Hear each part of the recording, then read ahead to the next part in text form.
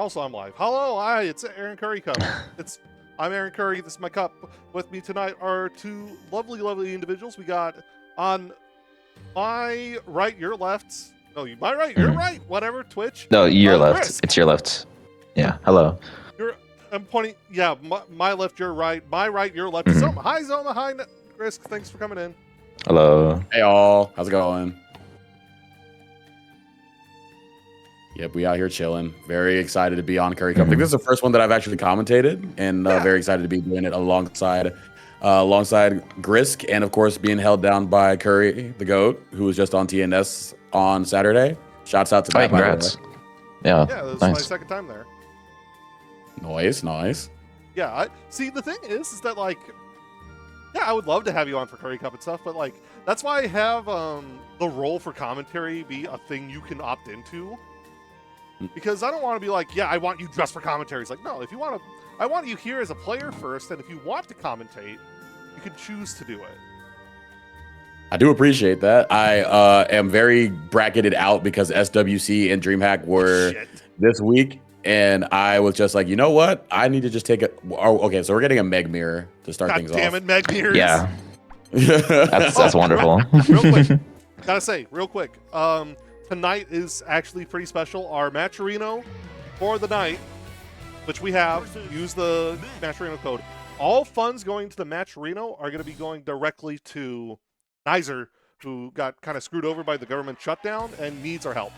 So the command GFM in chat will also bring you directly to his GoFundMe.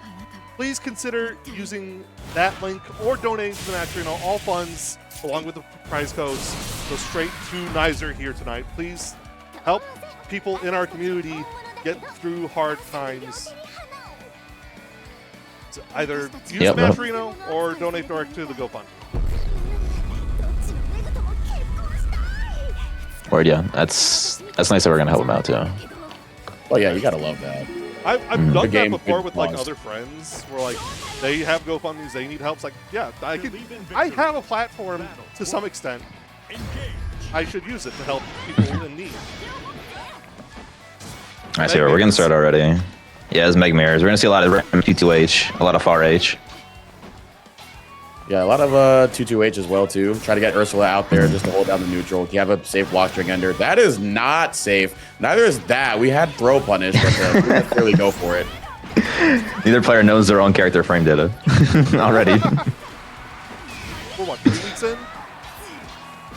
Has it been that long? God, yeah. Wow. Has it been 3 weeks? No way. I think it's only been like 2. Has it really been 3? It's been 3 weeks. I've been slacking high key.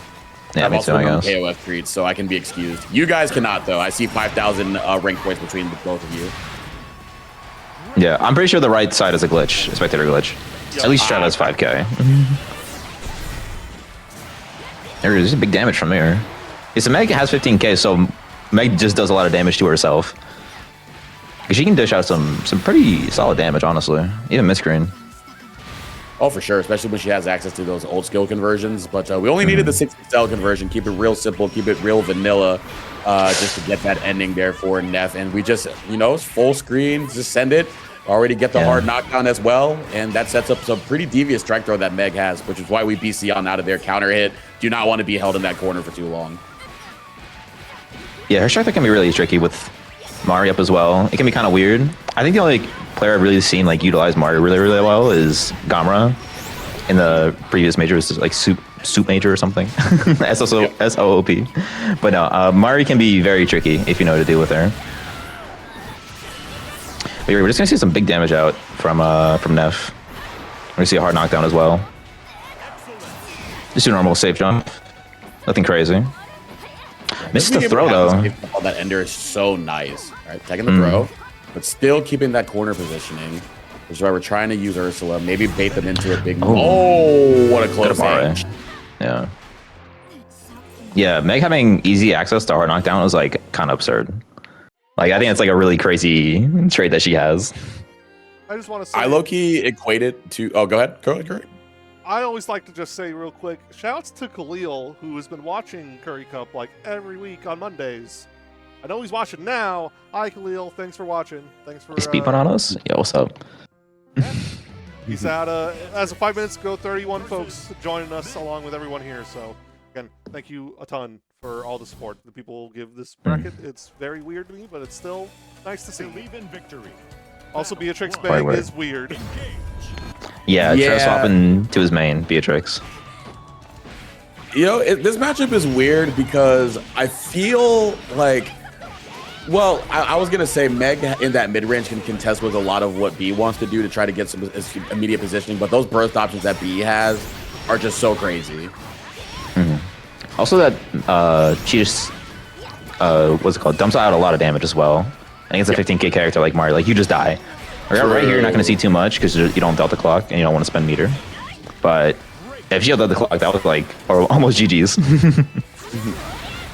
There we go, now it's scary. We're in Awakening. Oh, no confirm off the far H though, that was death. All right, riding free. Goes right back, creates that little walk back just to give themselves a little bit of space, see if Meg would swing into it, and then bam, yeah, that's Delta Clock. That is indeed a cinematic. GG's. Mars, I see you in chat. You will have it definitely to a T. Yeah, you got Beatrix. Insert Jesu clip. Beatrix. Yeah. Oh, that's very funny. They just go over and under each other.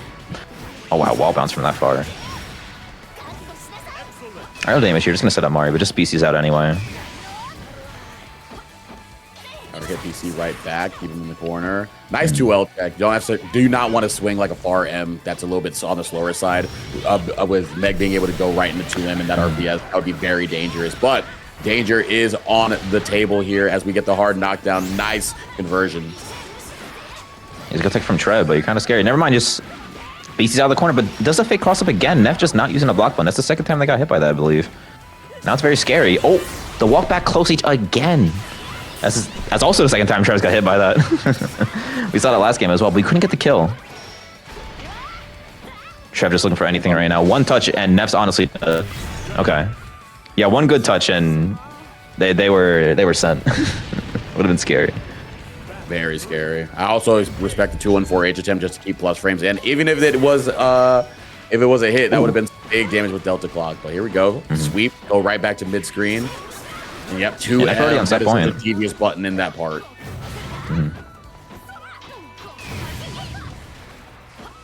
They're just gonna BC to keep the corner here. But Trev just presses far H out. Not much care. Oh, no whiff punish. I mean, to be fair, that button is hard to whiff punish, but... Oh, just gets caught trying to run forward. There's a lot of damage here, taking away the Brave Point as well. But drops! You don't know your combos. Oh, almost got the whiff punish 6XL on the close stage, but no, you didn't close stage on the other end. Okay. Go for the down skill, run up, conk him on the head. The overhead dash, normal. Beatrix going to take it for Travoni. We're going to game 3. Yeah, that was scary. Trev just did the wrong special move or ult skill and then just didn't kill. Like, they could have done anything. They could have done a res. Actually, pretty much, yeah, just ours would have been fine. There's a new quit typing in chat, dog. You're in the set. Lock in. What are you doing? Oh, God. I wonder who Neff's going to swap to. Oh! Meg mirror all the way to the BM mirror? Yes, dude. 2 mirrors of the brunette. It's 2 brunette mirrors. Well, neither of them are brunette. They just picked the cool skins. Why does Beatrix have so many cool skins? All the colors are so sick. Yeah. I got like her Halloween outfit too. Like, I like the big hat. Run up 5H. You know what? I admire the gumption. If I was playing top 1, I would do the same. Yeah, Bia's far is like probably your best far button. It's very good. And just controls a lot of space. Really good hit stun too, so you can hit confirm in the H riding free pretty easily. Run up into close H, keep that corner pressure going. Again, sitting at that far H spacing. Really smart use of the riding free because they identified the pressure structure from Neff. And that's just kind of like pressing. Trev's got to catch on to this timing. Because even in the last game as well, we saw Neff just whiff RH a lot when they were trying to stop Trev from running up, but Trev wasn't ready for the reaction or the prediction to call them out. So hopefully we can see the adaptation, because now Neff is on set point again. It's kind of scary. There we go, slowly pushing Neff to the corner. Just gets hit by 2 in for M. That's a combo starter now. It's a basic combo, not too much damage. Yeah. Neff pressing the far H again. Trip really has to lock in on this. Which is whiffed the DP. Oh, you might be dead here. Oh, you're dead. Yeah, that's it. You are dead, bro. That's Beatrix damage. Yep, Raging Strike, sweep, fireball, go into the SBA. And Brass Sword says good night for for round 2, give game 3. So final game, final round to open us up in the Beatrix mirror, no less.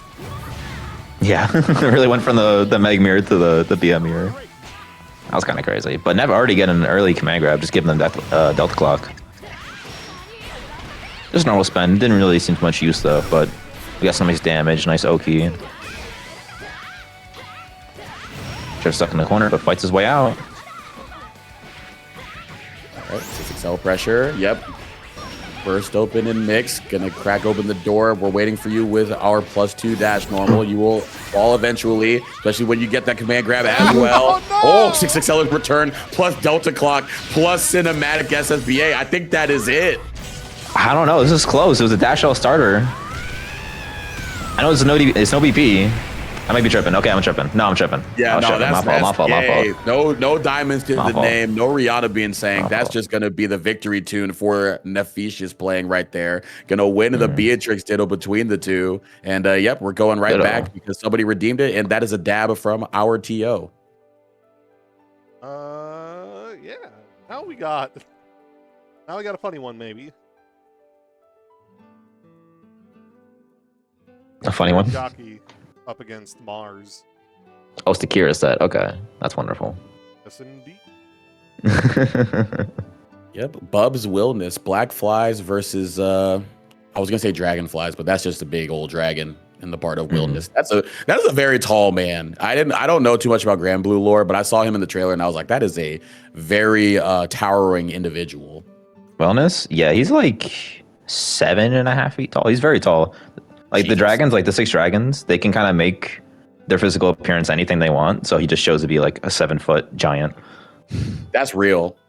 That's real, actually. Like if I am definitely above the mere mortals, I'm 100% going to choose a form that flexes on them. And I'm just like, yeah, big 7-foot buff man that's okay at cooking. Like that, I'm pretty good with that. He's trying his best. He kind of burns it a bit, but he's trying. Yeah, I wonder why. I wonder how he ends up charring his food so easily. Cannot be any predisposition to his skill set that would allow that to happen. Either way, we will see if we burn bright here in our second match of the night. We'll just start with the round start 67. Yeah, off counter, you actually get a full combo there, but unfortunately Mars wasn't ready. Just as dash all on wake up, insane, but you get the full combo off it on counter hit. Kieran trying to sneak his way out, but just gets caught by the 5. You're getting right back into the corner. Yeah, the online unblockable, that is the 5U Flame Claw, and a lot of damage as a result. Going to be able to bait out the BC, just walking back with a little bit of a shimmy, but the U field to get out of there. It's very interesting, because that's supposed to safe jab, that Wellness safe jab is supposed to safe jab OTPs. That's actually very interesting. I'm pretty sure that's like the one safe jab in the game that just safe jabs OTPs, if I'm not mistaken. But he got punished for it, which is interesting. But just gets caught by a 2-2H. You know, a bit of a gimmick right there. Yeah, just a little bit early on the dodge. If you're going to be early, you want to roll that just so you have the better recovery. But here we go. You're going to have to recover a little bit of damage, which is impossible after you get hit by that 2-3-6 view. That will also side switch, put you in the corner. And I do like using the BC, keep them in the corner after the +2, deny them the ability to continue offense and keep yours going. It's more damage. That damage was absurd. Huh? Nice, just smashes their way out.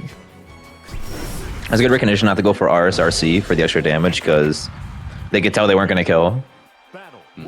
So that was some nice recognition. But it's still absurd. Dash H round start. Very interesting, very bold. That's like a 30-frame startup move. There you go. Kira's just in the 2 and 4 Ls, 2 and 4 Ms. Trying to keep that space. Got caught low. Another bit of 2-1-4X action going on here. Put him in the corner. Nice tech on the throw. Face tech, so we're back to even. But this is still that tough spot. You're being put in this position where you have to battle against 2-1-4 in the corner. This is bad. You're getting locked down by Wellness. This is not where you want to be. You're doing good when you had him in the corner, but now, yeah, now you're done.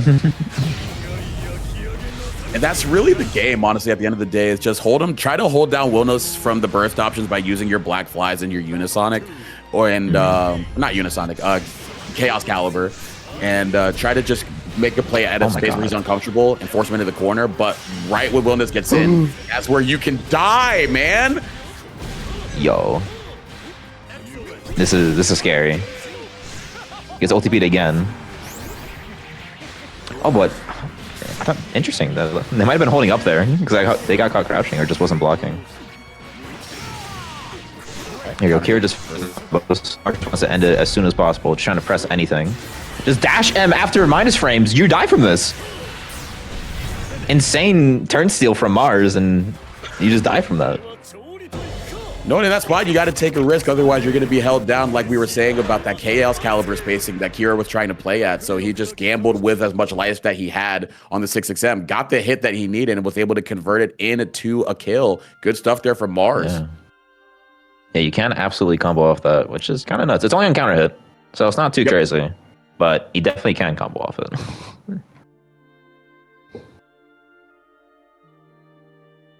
It's just kind of an unfortunate situation. Yeah, that's all. Good stuff to our neighborhood wellness player. We got a couple of them in here, but Mars being the first one to take it, and we're gonna go into our next match. But before we do, shouting out to Matcherino once more. This is going to a good cause. Get Nizer some help as well, a member of our community. Go ahead and go into that exclamation point Matcherino in chat. All funds will be going to help them out as they've been a victim of the ongoing government shutdown. So definitely help them get on their feet, stay on their feet, and just show them that the Grand Blue community comes together for each other, despite being at each other's throats whenever a tier list is on Twitter.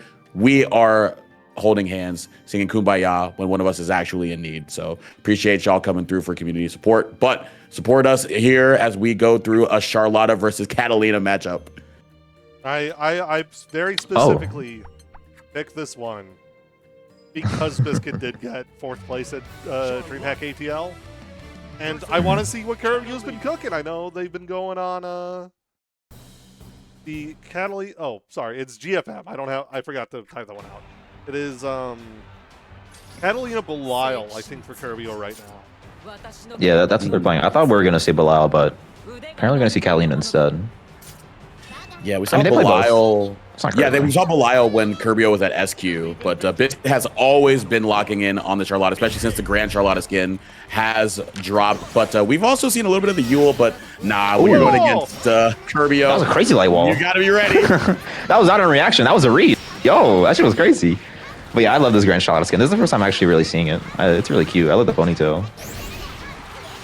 I like the color choice too. I think the oh yeah, no, that's a BC bait. When they do 236H at that or 214H at that range, you can't BC there immediately because it'll catch you on the startup. So maybe a little bit of stuttering. I'd be okay. That could have been just a small blip. There we go, back at it though. Kirby in a scary situation though. I'm not sure if they're gonna bring this back. Oh, just from whiffing 2-1-4H, Kirby gets the full combo off that. Unfortunately drops it though. But we have the corner. Oh, don't twitch on the jump. Actually probably could have sealed the round. But I gotta worry about Chip. Yeah, and just gets caught. There's a whole full area. Probably. Oh yeah, the service had been bad. That's right. Probably trying to catch the startup of ball preemptively with that or with that H lariat, but either way, Biscuit remaining very disciplined defensively with the health lead, so we got the full punish on the heavy enchanted lance, and now we got the heavy demon flip, get the hard knockdown with the overhead, and now we're getting really tricky with it, going for a double throw bait, nothing doing here. Yeah, hopefully. Oh, no punish on the sweep. Yeah, hopefully Kirby is more on top of these punishes, like 2Hing, demon flip. Oh, just gets the Abari to him, and then sending Biscuit full screen now, bringing them to the corner. Yeah, if Kirby can start challenging these minus on block buttons and demon flip with like 2H, or even that, like that's perfect right there. Big damage. Oh, but drops the combo. Doesn't catch down to anything. Biscuit just ult DPs out, taking the corner now. Applying the pressure. Little press frames, but Kirby BC's back. A couple scramble situations right there, navigated by both parts beautifully, but Biscuit definitely feeling more lucky being able to get that screen positioning, trying to answer back on the dash back after the 5U, but we get the Subway Slammer into the 236U. Big old damage right here. Dump the diamonds and get a medal in your column. Good stuff there from Kirby to answer. Yeah, the Subway Slammer bar. 2025 is crazy. But yeah, we're gonna see a bit of a quick start from Biscuit, just kind of taking the corner as soon as possible. And Kerbo just letting these rock, just holding down. Oh, but I think tries to DP there. We saw a little walk forward. Probably just mistiming. Oh, we're gonna see the cash out too. I didn't think he was gonna build bar. Big damage here though. Oh, gets caught by the command grab on the demon flip, and that's gonna close out game number 1 with the perfect. Yeah, that's kind of how this matchup will go sometimes, though. Even despite the fact that Catalina has a lot of buttons to hold down effective ranges for Charlotta and even cover the jump space. Once Charlotta gets in, that's when she's at her strongest, and you're still having to play that guessing game, especially if you get those advantageous situations on Demon Flip when you block the mid. Still +1 for Charlotta, and then you get that hard knockdown. That's just really any character that you play. It's a tough spot to be in. Yeah, it can be a bit scary. For Kirby or for Biscuit? I had to look away for a second. That was one for Biscuit. That was for Biscuit, okay. Yeah. Kirby does not get too much damage here, just trying to get to the corner. But unfortunately gets back there on back throw incident. Now trying to fight their way out. Had to hold these plus frames. It's the back throw now on Biscuit. They're just kind of trading corners back and forth. Oh, tries to challenge the ult ball, but just gets parried. No one wants to hold each other's pressure. They both want a brave counter. Yeah, because both of them are just like, blocking. Really don't want to be here because what is Charlotta going to do up against pressure from Cat? Because it's built to stuff a lot of the stubby normals from Charlotta, and on the other end, Charlotta just smothering you, and you see that's exactly how we end it round. Our 6XL going to get hit by Demon Flip, but HDP to get out of there.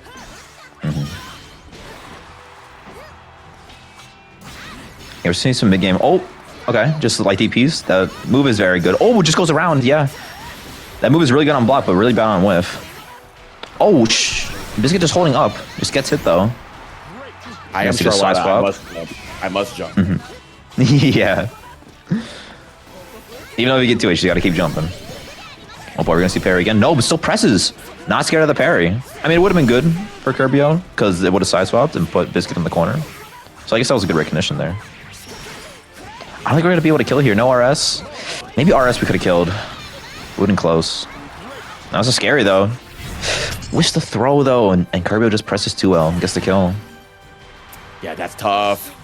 Trying to get their offense going, but just a little bit too far on the spacing. So we recognize that immediately, find our chance to mash out. Given any space, we chew L out of there. But now, 6XL to start things out for Kirbio. And while the damage wasn't good, a little bit of corner carrier right there, forcing Biscuit to BC on out of there because they knew they were going to be having their foot up against the wall, but good mash there.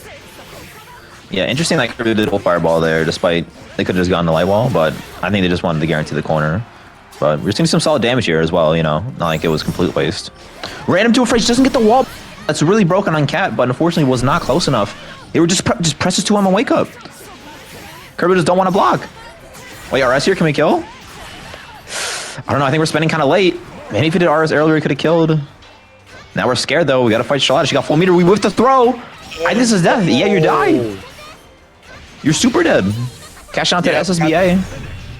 Noble execution, don't even need the full movie. We already get the idea from the Spark notes, and that is going to be the story of Biscuit moving on 2-0 over Kirbio, winning the Charlotta Catalina matchup. About to say Charlotta Cup. Yes. Yo, that would go kind of crazy. Forget Grand only mirrors, it's Charlotta only. No, thank you. Well, I would enter just funny, though. Kill every Charlotta as Vera, because that's like one of our only winning matchups.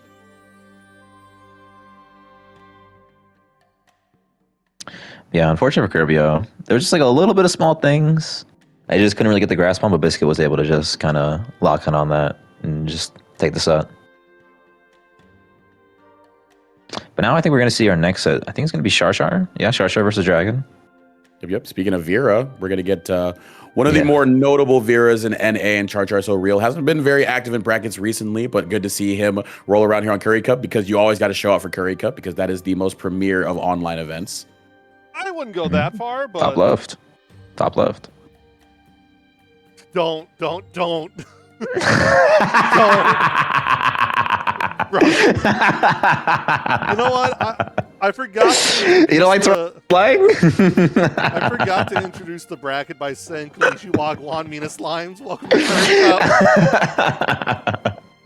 Yo, me and Verity, I haven't like stimming that for the past so week. bad. It's so funny.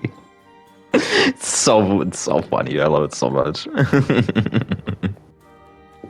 Konichi Wagwan Mina Slimes. Kroski.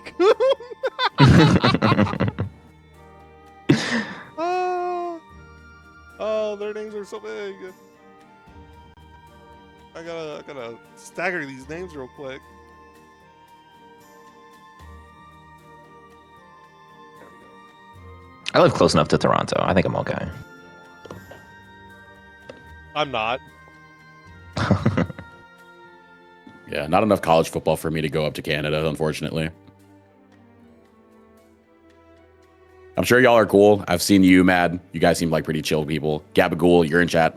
You're pretty chill, but sorry, no SEC, no Zoma. Sorry, Gabby. No, I'd love to go to Canadian event.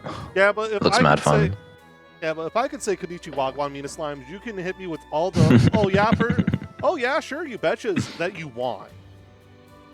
Like, you can appropriate some Minnesota. You're allowed. You're Canadian. I'm Minnesotan. Canada and Minnesota are functionally the same state. Same state. Canada, the state. Whatever.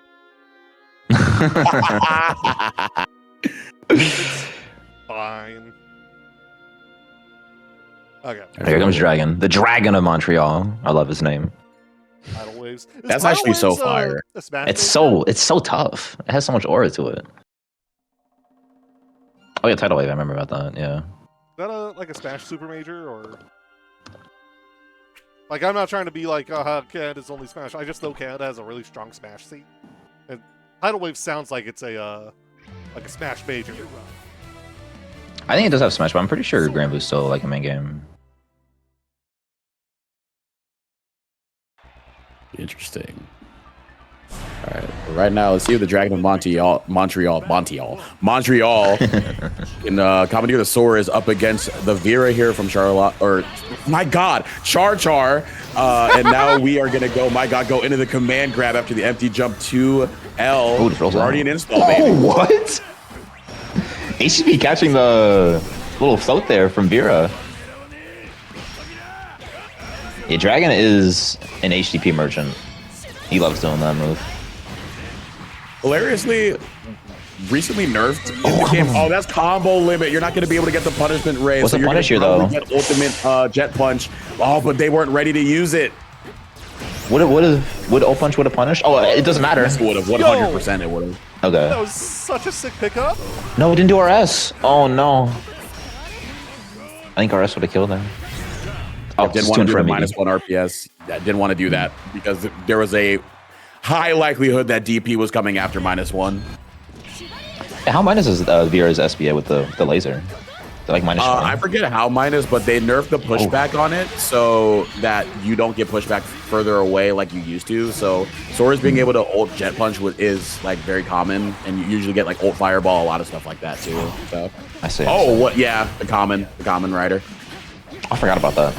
I forgot you could size up there. All right, now we playing. Now we having a little bit too much fun. Oh, drops it though. Yeah, curious as to why we just didn't keep corner here. But, you know, we like to style, we like to profile, but like to put out Lumi after a knockdown as well. Looking for that 6-6H. Not budging, but you're giving Sora's too much room. And now we are going to unsheath and unclose. That's a blockable. Oh, shit. Yeah, it's scary because Sora gets a health buff, health regen from this, and he gets defense buff as well. But we're still going to see the kill, though, because Vera can pick up from anything and install. That's going to be pretty scary. Yeah, Sora's install is now super scary. You know, it's very viable. Even if he's at like 1 health, he could just pop it and just get his health back. There we go. Looking for the frame trap here into that close age. Finding the right time to 6-6L on out of there. Get the heavy roundhouse Fang Ender.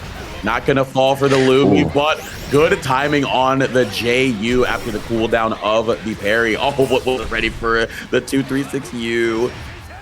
He just gets hit right in the face. Now Dragon's gonna push Charger to the corner now. Just random SBA. That's just a full punish. I think Shosha was probably predicting a dash L, trying to get a sneaky little read, but unfortunately just cost him the game. Yeah, either a dash L or a dash punch, but I think in that situation you want to be able to react to 2-1-4 or 2-6, not necessarily spend it on a straight hit because that's what happens. But here we go, gonna be able to start the round off pretty strongly here. Now get the knockdown, not the truest of setups, but still able to pick up after the fact. Oh, drops again, but Dragon wasn't ready for the tech. You probably could have teched and punished it. Yep. But now he's just stuck in the corner here against Shosha. He only has one Brave Point, so he can maybe make a comeback. Maybe he gets SSBA install. Here we go. Get some health back. Only a little bit of health, though. We don't have too much stocks, so it's not too nice, but Shosha is basically one tap. Just get the right hit, but just if he threw tech there, he probably would have died. I'm not gonna lie. Dragon loves to do run up 2-2U, and it's a pretty strong throw bait, honestly. And it does a ton of damage, especially when you have 0 PP. No reaction to the dash H, so for whiff punish. Whiffs 2H into the next 2H. Does RS, but no meter to convert. I see Shosha pushing to the corner a little bit. -1. Yep. Get the throw after the fact. Quickest option right there. Get the throw again. Yeah, One tap to the Lumi in your face. Keep the advantage. Keep the corner. Oh, but can't do that anymore. Side switch after the successful UDP. Oh, that could have been game. Oh, that is game now. It is game, yeah. That was a great read on Dragon right there for the SBA vein. Just to wait out. Nice patience. Oh, but drops the combo, bro. You don't know your combos. This is scary now. You go 1 PP. Don't mess up. It's not chip health, so you can't just throw out a DP. Okay. You threw out the DP on plus frames. Wait, no, I think he wanted DP. No, I think he wanted ult DP. Oh, Lead on the meter. That probably would have been it. Oh, that would have killed too. Yeah, absolutely. Unfortunate. Would have. Yeah, because they were just recycling that +2 with the medium Scarlet Oath, and that move becomes so much more scary in install because you can pick up on it on a normal hit. So they were just like, yeah, I want to get on out of here, but wasn't able to have the resources to be able to do so. Yeah, Dragon's just kind of chilling here. I think he wants to build stocks as much as possible, which is like not a bad idea. Just kind of plan for install. Just kind of waiting. Oh, Shosha does not land to get the punish, but tries to match on 2-2M, taking all this damage now because you only have 1 Brave Point. That's just from a normal combo. Get reset with the Raging Strike. You're not gonna die from this. Goes for an overhead reset. Gets back thrown. No, not even back throw. I'm sorry, that's forward throw. Just go back to mid screen. But Shosha got 100 meter. Random 2-1 for you, but no pickup. Just RS on the meaty. Oh, right back at you with the Raging Strike. The boomer check not being passed by either of these fine individuals. But that's going to be a devoid diamond character losing right there. But you might be devoid of a lot of your health bar after you whiff DP in neutral. Yeah, luckily Dragon had a meter, so not too much damage from it, but a decent chunk. We're just kind of playing this neutral now. Oh, I think that was roll. Interesting choice from Shar, but there's a lot of damage. I don't think can you kill here? Dead. No, you didn't have RS. You didn't have RC, I mean. No, that was it. Oh, God. Oh, no. Well, no, why did you? Oh, no, that's unblockable. That's like a true unblockable. Will you die? Will you Yeah, you're dead? dead. Oh, that's crazy. That's so tragic. Oh, That is tragic. That is absurd gumption from Jar Jar. Actually could have killed from that first big counter hit, but just said, you know what, I'm going to do it extra stylish. This time around, getting the unblockable. You got to actually, I don't know. Did Soros have 50 health? I'm not quite sure. Either way, or 50 meter, either way. Wasn't ready for it. Wasn't ready for the setup. That's going to be Char Char winning at 2-0. Yeah. I'm not sure if he had meter for it. Because he spent all his meter on RSRC on that combo, or at least tried to. That's why he didn't get the kill before, because he didn't have RC. If he had RC, he would definitely want to kill it from that first combo. But he was at 0 bar, so he just couldn't do anything. Actually, that was just really unfortunate. Soros, if he dodges, he might be able to 2-1-4H to get out of the Lumi hitbox, because you either DP there in the corner or you use an advancing skill mid-screen to get out of there. So he could have done that. But you might just not know that. Yeah, it's a weird knowledge check, and good viewers are hard to come by. So I don't imagine it being like too crazy that you wouldn't know that. Especially that situation. It's also very niche on its own. Yeah. But yeah, good stuff to Char Char. 2-0 victory there. Yeah, it was good. But now our next, I think, yeah, it's going to be Fred and Satoshi, which is going to be wonderful. Luane, I just fought Satoshi. I hated every second of it. Oh, thank God he's playing wellness. Yeah, I did not want to see Luane. You got Satoshi in Frovember. For October is done now. It's Frovember time. Frovember. Yo, I recently joined the butcher shop, and I am so far behind on a lot of the nomenclature going on for usernames in there. I remember one time there were like 18 variants of Grisk, and I was like, what is going on here? Yeah, that was the thing. I had no part in that. That just happened. Like, I literally was at my local. I opened up my phone a few hours later, and there was like 20 Grisk. I'm like, all right, this is the thing. Don't forget the... Can't stop it. There's infinite... Oh, don't forget the temp cinematic universe. Yeah, that was the thing. I'm not sure if that was big in Butcher Shop, but it was I do remember that existing. Yeah, big community-wise. November. Yeah, man. Can you DQ Biscuit for that? Why did you type that, Biscuit? Yeah, honestly, Why did you type him?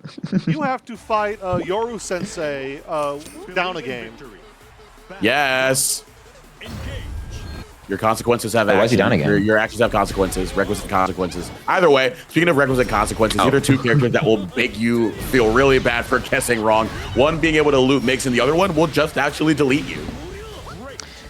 Yeah, at least UL offer 50-50s or mix is, you know, minimal damage as long as you're not getting hit by the low, but Wellness can just do like 80% off his 50-50.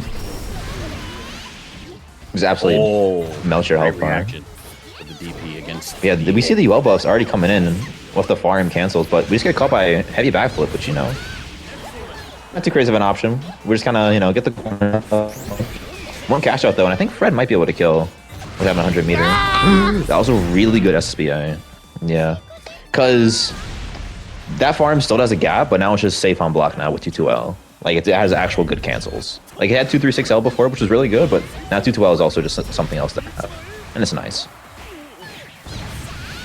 Nice smash out from Fred, though. You can combo into that now. That works. Because 2M is now -6 for whatever reason.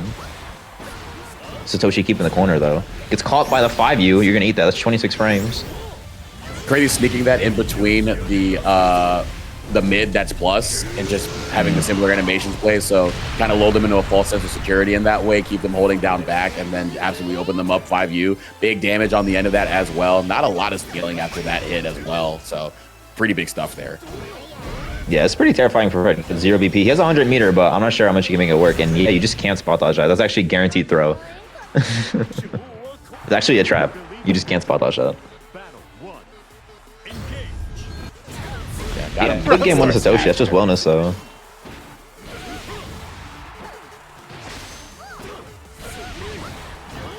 We're just getting caught by this 2-2L. Fred kind of distraught, not sure what to do. Oh, we got kind of lucky. I think Satoshi had a DP there on the farm cancel. I think Backflip might be able to bait whatever he's trying to do. So hopefully you can see Fred trying to represent that. I feel like 214H would be pretty nice here up against a lot of what Wellness is trying to do. Either way, we are getting on out of there. We're doing what you will love to do, which is be able to get into that third dance stance. Try to get it right there after the empty 214. But big anti-air hit right here. Unfortunately, drops the combo, though. We're just running under pressure. Satoshi, cracks with the jump throw bait, which is interesting. I didn't expect him to bite on that. But Fred is going to cash out, get the kill. There's some nice stuff. That's a few times, but Satoshi has been getting caught in the throw text. He might start mashing here. Still runs in anyway. He does not care. He just wants to get in. Fred's getting hit by everything, man. He got hit by a fake cross side. He got hit by an overhead. He got hit by a advancing mid. I mean, like, sometimes that's just what happens to you when you're going against Wellness. You just hit me by everything. But really good use of the throw punish there. Not at a safe range post. And here we go. Now we get Yule action in the corner. This is where she shines, especially in this matchup. Wellness has to be a little bit committal with that DP because outside of that, doesn't necessarily have the best corner defense. Yeah. Fred's really putting on the pressure right now. Tries to bait the cancel, but I'm not sure if Fred can parry that. Okay. I wasn't sure if she could parry that, but she definitely can. Well, it's caught with the 50-50. You have to hold that. But I go down Fred for recognizing that because he knew Satoshi was going to try to RPS on his farm cancel and try to call it out. So that was really smart to go into third dance stance and parry it. I wasn't sure because some parries can't beat SBAs, from what I know. But at least that one worked. Yeah, I'm pretty sure third dance is like one of the unique ones where it beats supers. Strike supers. Yeah, that's cool. Oh, you died. There's a lot of damage. Oh, but drops! But he mashed anyway! Mattered. Well, at the beginning of the set, I said there are either two characters that make you feel bad for guessing wrong, and that's definitely one of the ways that we were alluding to, getting that big old far H on a bad guess defensively from Fred. Here we go. Now we can be on the offensive end, and they knew that this was going to be a very tough situation, trying to use our BC, our DP, whatever we can, but we're still right back into the gauntlet that is Yule pressure, trying to jump out of it, counter hitting, heavy for your troubles. Yeah, Fred just looping the third dance 2H right there. Cute little juggle. Oh, but reacts to the jet and catches it with SBA. This is a nice knockdown for Satoshi. I mean, Fred still got 2 BP. It's not too crazy, but at least he gets him a knockdown. Oh, but Fred just a backflip. But Satoshi catches it. Okay, Satoshi really adapts with his Faro now, trying to catch the backflip. And Wilma's Faro is actually really, really strong, but doesn't backthrow the 2 and 4H. Fred does nothing here. He has to be careful. Oh, okay. The second hit of farm saved them. Holy shit! Yeah. Okay. I was mad scared because I was like, oh no, there's no throw coming out. But yeah, the second hit into the super confirmed. Good clash recognition right there in the scramble from Fred. Yeah, Satoshi could have won there too if he just did DP, but he also just was not ready for it. But that just looked out for Fred in his favor. But unfortunately, not looking too lucky right now. Kind of stuck in the corner. Yeah, that's still plus, or even on spot dodge, I'm pretty sure. Actually, I think it's minus on spot dodge. I don't remember exactly. It depends how early or late you do it. It's minus, but not punishable. Right, on spot dodge. Because it's all different with the ult, medium, and EX. It's all different things. Right. Here we go. Fred just have Satoshi in the corner. Actually, this is a really good position for Fred. Ooh, had the counter hit 2M, but couldn't convert off of it. Not quite ready with the hit confirm with that button. Nice. Oh, but a That's little bit boss. tricky right there. Getting the hops and then go right back into the 2M. Still in that stance. Fred gonna take it 2-1. My heart. Wow, that was a fast set. I think it was 2-1 already. Ooh-wee. That was good. That was good stuff. You know what else is good stuff? What else What's is good good stuff? Heading over to the matcherino or the GoFundMe tonight for nice. True. Right now we have 41 codes. What are we doing here, people? Well, I redeemed. Redeem Can't look at codes. me. What are we doing here? Holy shit! All this money's going into the Nizer die because he got fucked over by the American government. Hey, maybe update it because I feel like we did see a big contribution come through. I don't know if we have it on screen, but Iago. No, that's actually no from 29. This is a different one. Never mind. Oh. Yeah, that's I'm the like, Matcherinos there we for go. Cup 29. Yeah. Yeah, Iago's not here, I don't believe, unfortunately. Yeah. That's my bad. Mm. My bad. I was about to Not bad, get bad, y'all bad. all excited. But yeah, reading those codes, please. You know, they're for helping someone out. You know, and it doesn't cost you anything. It's just a little bit of effort. You know. Okay, I think I know what happened. I think.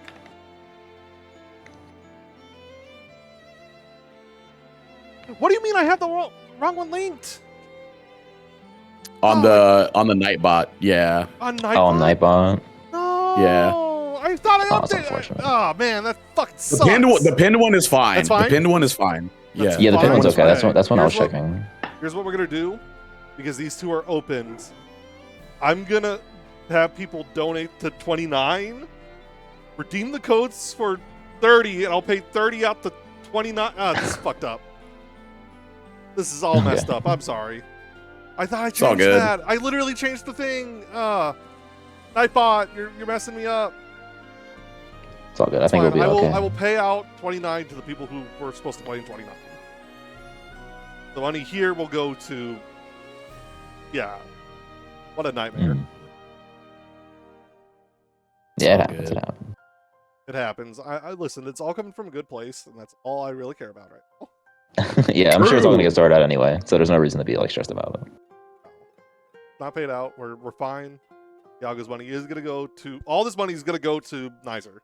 So Mhm. in the meantime, I'm gonna let them get going and get caught up and stuff. We have gonna be Wing and Ninsa. Alrighty. Yeah, it looks like Wing is going to be on the Meg. We know them more for the Galleon, but they've been enjoying Meg since she has dropped, and for good reason. They do a pretty good job with her.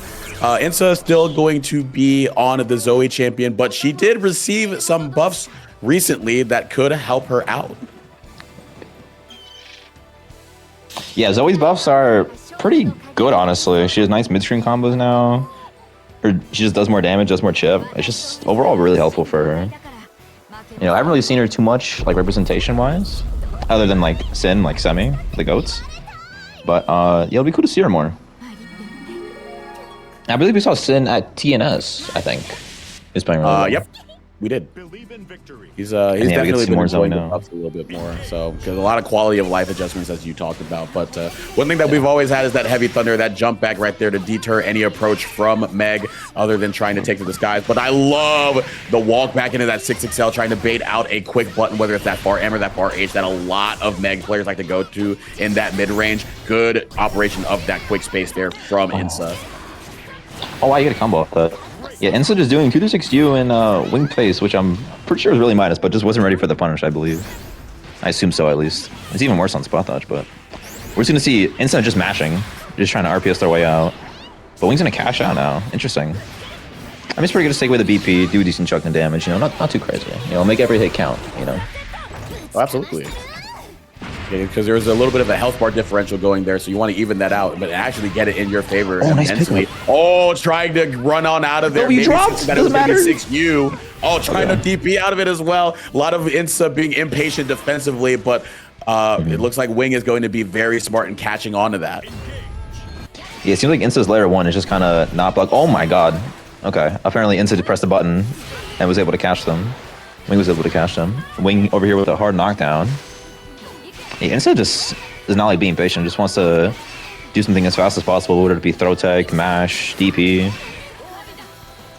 I think if Wing just plays the patient game, we might see, you know, something from that. Oh, but drops the H laser link with the 2-1 for you.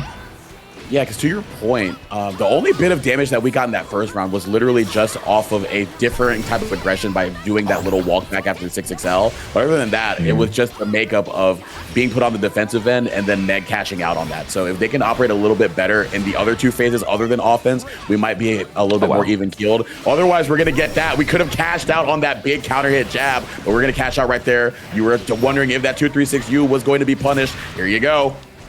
Yeah, I'm glad that Wings finally starting to adapt to it, but unfortunately gets backed up and RS, and it's gonna get gimmicked out and died. Unfortunate for Wing, but I think they got the right idea. I think next round they lock in. You know, hopefully we won't get stuck by RS. You know, that's just an unfortunate. You know, it only hits you once. It always hits once. You know, it always gets you once. Is that right? Yeah, but Wing's just getting the early hit. Insa's still mashing on wake up.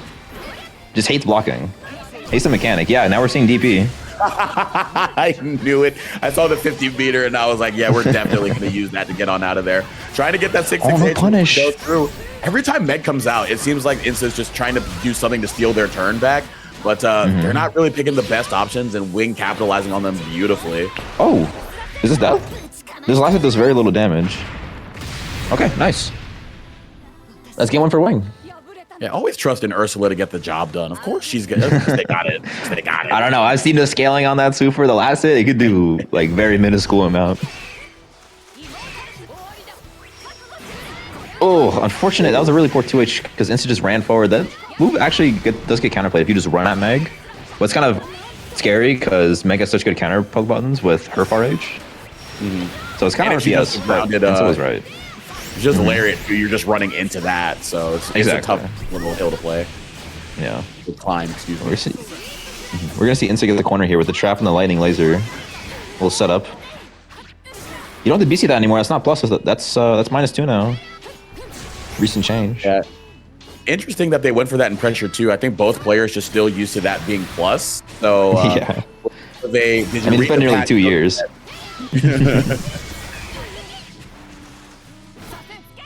But yeah, we're gonna see nice little mid range here. Insta taking the offensive. Just trades with the dragon. The Larry and the dragon just trade, knock each other back. right? Didn't want to play the RPS. Oh, is it gonna work? Oh, yes, it is. Yes. And the SBA gets cinematic from anywhere, so we can just kind of sent it. Love That was a good decision on Wing's end. Because yeah, when you Is think this about a point? structuring their pressure, it hasn't been with the light dragon after the cancel on strike. It's usually been M or heavy dragon. So I think Wing picked up on that. Hey, those are going to be more susceptible to being able to challenge with that SBA advancing super. But now we're going to get a super amount of damage right here. End it with the spinning slash. Yeah, it's a lot of damage on Wing. They got kind of scared now. You know, you got 15k, but just mashes. Takes a page out of Insa's book. Tries to get out of the pressure on their own. No reason to spend or anything. Hey, look, yeah. Maybe this one end of the round, you know. You seem to be having a lot of fun just not blocking. I want to try that too. I don't know. It's what's winning Wing the set. So hopefully she doesn't lock in on that. You know. We're just gonna get no. I think they tried to do DP out. There's an interesting choice. Oh, Insa blocking for more than 2 moves. Yeah, because they didn't have just DP, and Wing was trying to bait DP, but Zoe was at 47. They weren't at 50. So. Oh, okay. That was the issue. That was the problem. Oh, you're just gonna kill there. Okay, we're just gonna block though, and there we go. Wing's just gonna close it out. Had kind of full dominance that round. Not really much. Not really too scared on Wing's part. Really, yeah. I think like we were telling, or what we were saying throughout the entirety of the set was just basically capitalizing on on defense. And again, it really only came down to when Insa was allowed to be on offense, which did not come up a lot because of the way that the pace of the game was being played. Wing was just able to really run away with that, did not let up on the gas, did not try to look for things that weren't being represented at that time. Just a really good job of just operating at that base level. Yeah. Wing definitely just did a good job of just outplaying and kind of thinking about their opponent. And just kind of played well, honestly. Yep. Here we go, Gipskit. We're going to see Biscuit and I think Yoru, I believe. Oh, baby. Yeah, this is a run back, actually, because I think they had a recent showdown in a top 8 set in Curry Cup as well. So we're going to get Mirror's Edge 3.0 stepping up here. Hopefully, not entirely true to the name because we do have a bracket to run. We do want to get Curry out of there before midnight his time. But either way, it's going to be a good match between these two. Midnight his time. That's like 2 a.m. my time. No, this is going to run until like 6 a.m. and I got to like get ready for work and stuff. Okay, I'm going to double check real quick. Okay, now that goes to that. But also, consider donating money directly. I'm figuring out the funds right now as I speak. So I will make sure that money goes to Curry Cup 30, which will pay out to Nizer's GoFundMe. Awesome. So I don't want to fuck around with that. I'm going to let them play while I was like, continue figuring this out. You guys are doing a great job, by the way. Everything's currently on fire. No, it's okay. There's no big issues here. It'll be all right. Here we go. We're gonna get Yoru and Biscuit here. Yeah, it's good. It's all good. And look, we're in for some good action, some good ass grand blue between these two, the Charlotte and the 2B, two premier operators of both of these champions at this point. Biscuit, more of an up and comer, where Yoru is a bit more established, but we're gonna establish a little bit more of this corner position when we get these couple throws here, sensing the fear of the run up strike that 2B does love to do. Oh, but we run up into the jump. That's what Charlotte likes to do. You gotta know. Yeah. Oh, just gonna call you on the command grab. Biscuit just kind of run their game plan. This is kind of just layer 1 out work. Yo, this is a crazy combo. It's huge damage from that. I know you get a good damage from that starter, but that was absurd. Oh, unfortunately, DP's really early. We're going to see the far end punish. And into the SSBA, this is going to have 0 break points here. Kind of scary on Biscuit's end. You know, you're going to die in one normal 2B combo. Oh my goodness. Probably trying to play that risk assessment game because they were like, I'll UDP here because I know that they cannot kill, so I'll take my chance here on the not the best knockdown for 2B post SSBA. So as you saw right there, tried to go for the hammer. Charlotta with her shallow jump, got right in, got the anti-air, cleared the round for Biscuit. Yeah, I was going to Biscuit. I think Yoru tried to set up some devious setup with like maybe hammer and the gravity pull, but unfortunately Biscuit just kind of called it out with a jump. You know, didn't try to hold anything. But we're gonna see Biscuit, you know, kind of run the pressure here with like 5 4Ls. Trying to see if yours gonna do anything. Wow, with punish to that. That was actually absurd. Jumps to DP. Wait, are you dead here? I think you do die. Yes, you are. You're 100% dead. Well, no, yeah, you're dead. It's close. You got 0. You got 1 PP. Okay, no, you did die. All right, word. Yeah, that was a insane call out from Biscuit. That was that was insane. Biscuit just having like insane reads already. That's game 1. Yeah, that was a VOD review game right there. That was something where you had to sit before and you're just like, all right, this is what got me killed the last time. I'm ready for it this time around. And we were ready to catch Charlotta, snipe him out of the skies. Big old virtuous treaty, but no peace in these anti-airs. A lot of damage on that counter hit 2H. Yeah, it might be a VOD review set, but you got to figure it out. You're in a tournament set. You got to figure it out next game. You don't got time to go back. Here we go. You're just taking the corner. Basically taking a lot of damage here. Kind of low on health, you know. Going too crazy. Tries to roll, though. Tries to take a risk against 2B, but, you know, we kind of know what happens there. Take a risk against 2B, you just lose. Yeah, I mean, like, sometimes as Charlotta, you got to be able to do that because of the pressure reset being so unfavorable for Charlotta because she can't necessarily get herself out of there pretty quickly.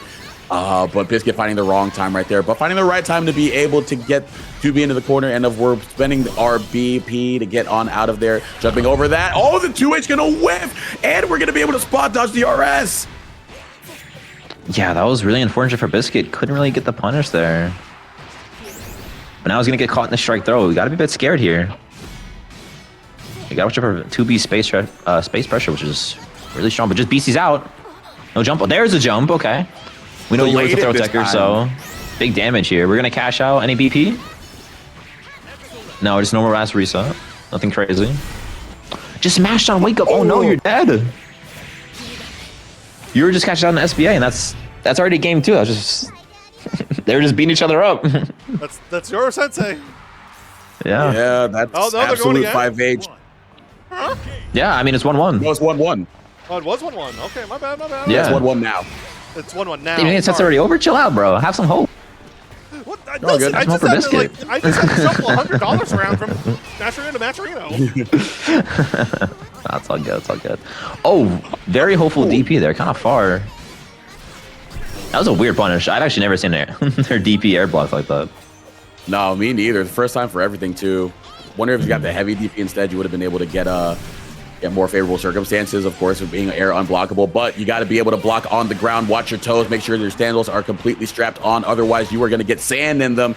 And the kick is going to be done through the ground, through the sandals of the grand costume right there. Going to get it all dirty.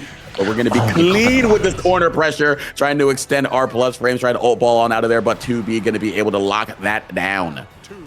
Yeah, Rocket's very scary. It's even though it's an EX move from 2B, costs a lot of skill. It's very plus. It's very powerful, big, huge starter.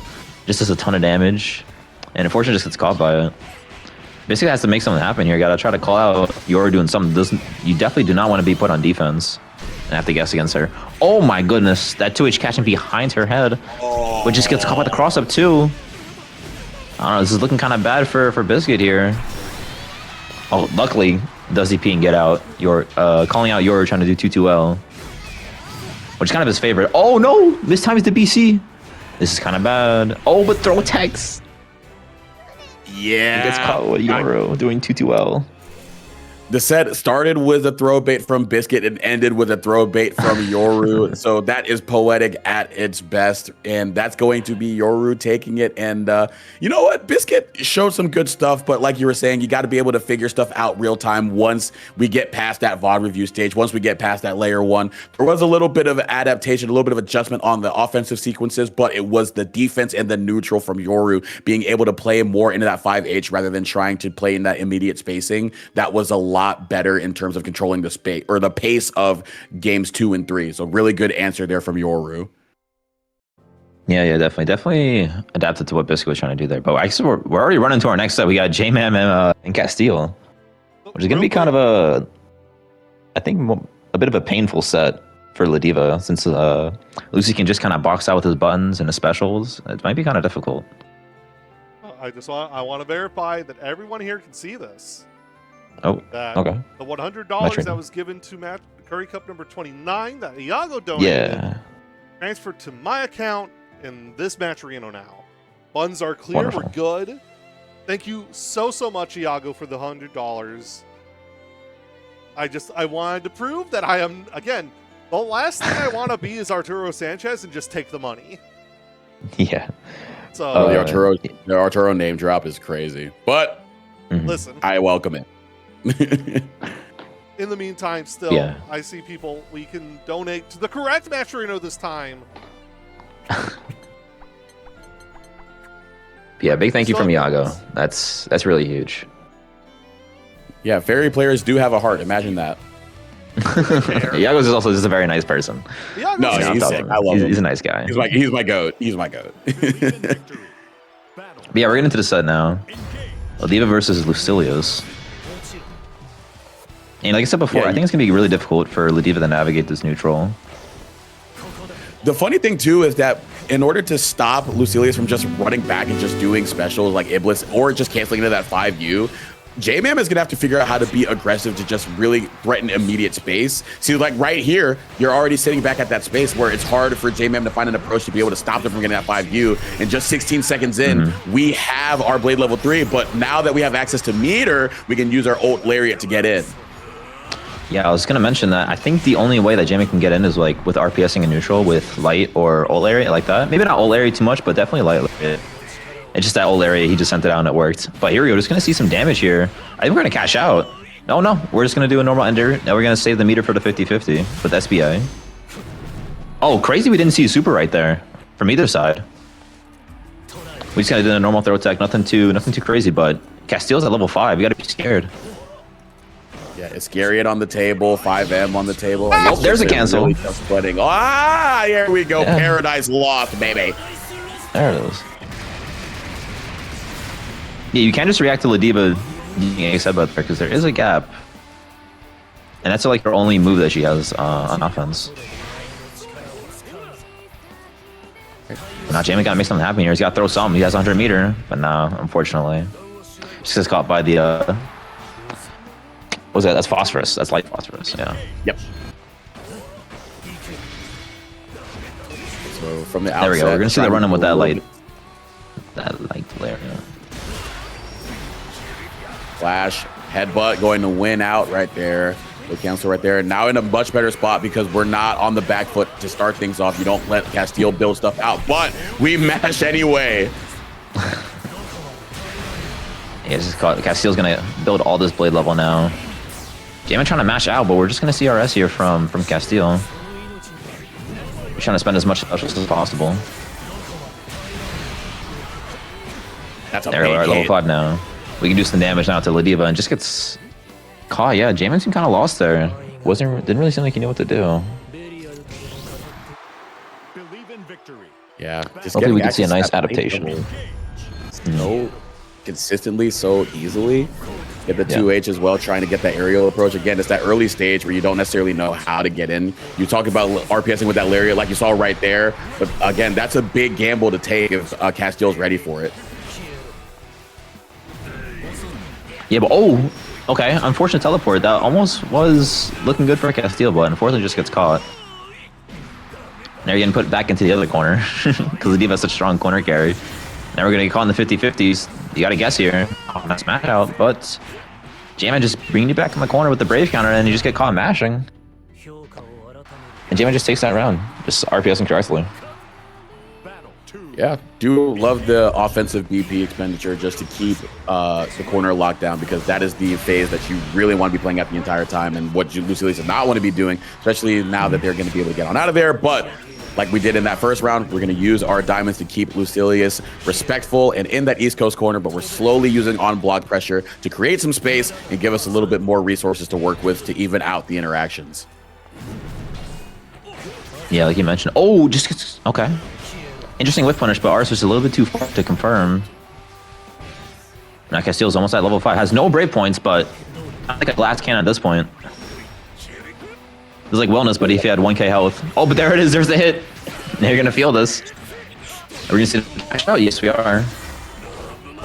You This is gonna feel leave the Castillo by like love in the 5%, air yeah. tonight right here in the form of my big boot to your jaw and then run up, give me a hug. J-Man gonna be able to even up the set count in a quick Ladiva fashion that we all love. Just get the arms on you, get the legs on you, all the body feeling the love. Feel the love, Lucilius. I know you have a cold heart in there, but let me warm it up a little bit for you. Yeah, Lucilius he's pretty edgy. I'm not sure if he's feeling that much love. Oh, that just beats 5U. Oh, that's so interesting. Yo, Char Char, Unfortunately, you couldn't get anything off though. Thank you for the raid. Oh, shouts out Char Char. Same Char Chogi. Char. I typed it, but thanks, Chogi. Yeah, it was Oh, two Shogun. of my goats rating. Shouts out. There we go. We're just gonna see. Yeah, Castillo's just trying to brave counter as much as possible. Kind of playing like Matera or like Fairy. We're just like, as soon as you get in, just brave counter just to kind of heat them out as much as possible. Now we're gonna see level 5 here. Any random 2 and 4 can lead to big damage. Also, This is kind of like a 100 meter gimmick on chicken. deck, so if they Yeah. do U Lariat, we can react with super. Mm-hmm. Oh, Very this is difficult. good. Uh-oh. Oh, there it is. Yeah, you can't really react to that. It's like 19 frames. It's very fast. Oh, baby. That's That's just good. the way Lucilius though. Man. Oh, big sweep. Early hard knockdown, huge. Gonna be able to get the baby. Yeah, we're just gonna be able to do everything that we can with these early interactions to really make it so that they are having to roll the ball up the or the roll the rock up the hill. But we are steady as stone right here, gonna be able to put down a ginormous amount of damage. Don't even need the super, and you catch him holding up. Couple of quick swipes to the chin, and that is a win for Ladiva. Final game, final round. Yeah, I think we tried to see an ult TP from Castillo, but unfortunately just kind of misinput it there. I think we just saw like light phosphorus or something. There we go. J-Man just trying to take the corner early, but unfortunately gets caught with the backdash. Yeah, any sort of win here from J-Man is just like, if he can get Castillo to spend a brave point, just gets right back in anyway. That's like really huge for him. But unfortunately, got pushed back really far, and this is really bad for him. Because now he already has level 5. Yep. We can just cycle through these Reaction skills again. so quickly as well. Oh, wow. Yep, there you go. Good call by you by mentioning the gap in the headbutt of love and Castillo's awareness of it. Just a bit too far, but yeah, unfortunately, couldn't really do much there. It's going to get chipped out. J-Man trying to spot dodge or do anything to avoid that, but unfortunately just gets caught by the medium fireball, and that's going to take it to Castillo. That's 2-1. Yeah, definitely played into what you were mentioning, just the uphill sledding that Ladiva finds themselves in when Lucilius is able to just back up and get the early advantage through early skills and being able to get in that 5U and, you know, having the RPS with Lariat to make any sort of threat to stop Lucilius from doing so. And that's exactly what we saw in games 1 and game 3. But, you know, J-Man making a good fight of it. But you know what? At the end of the day, the Heartless beats the one that is trying to bestow love upon us all. Yeah. Oh, that's the top 8 qualifier. Oh, wow. Ooh. Yeah, we are almost. We already got some people for top 8. We're almost done with. We're almost done. We're almost to top 8. But real quick, I need to Wow. get some water. I need a drink. So we're gonna take like a 2-minute, 3-minute break. That's When we wonderful. get back, we will be ready for more Furry Cup. So hang out for a little bit, please. Don't hurt. Don't cry. Just a little bit.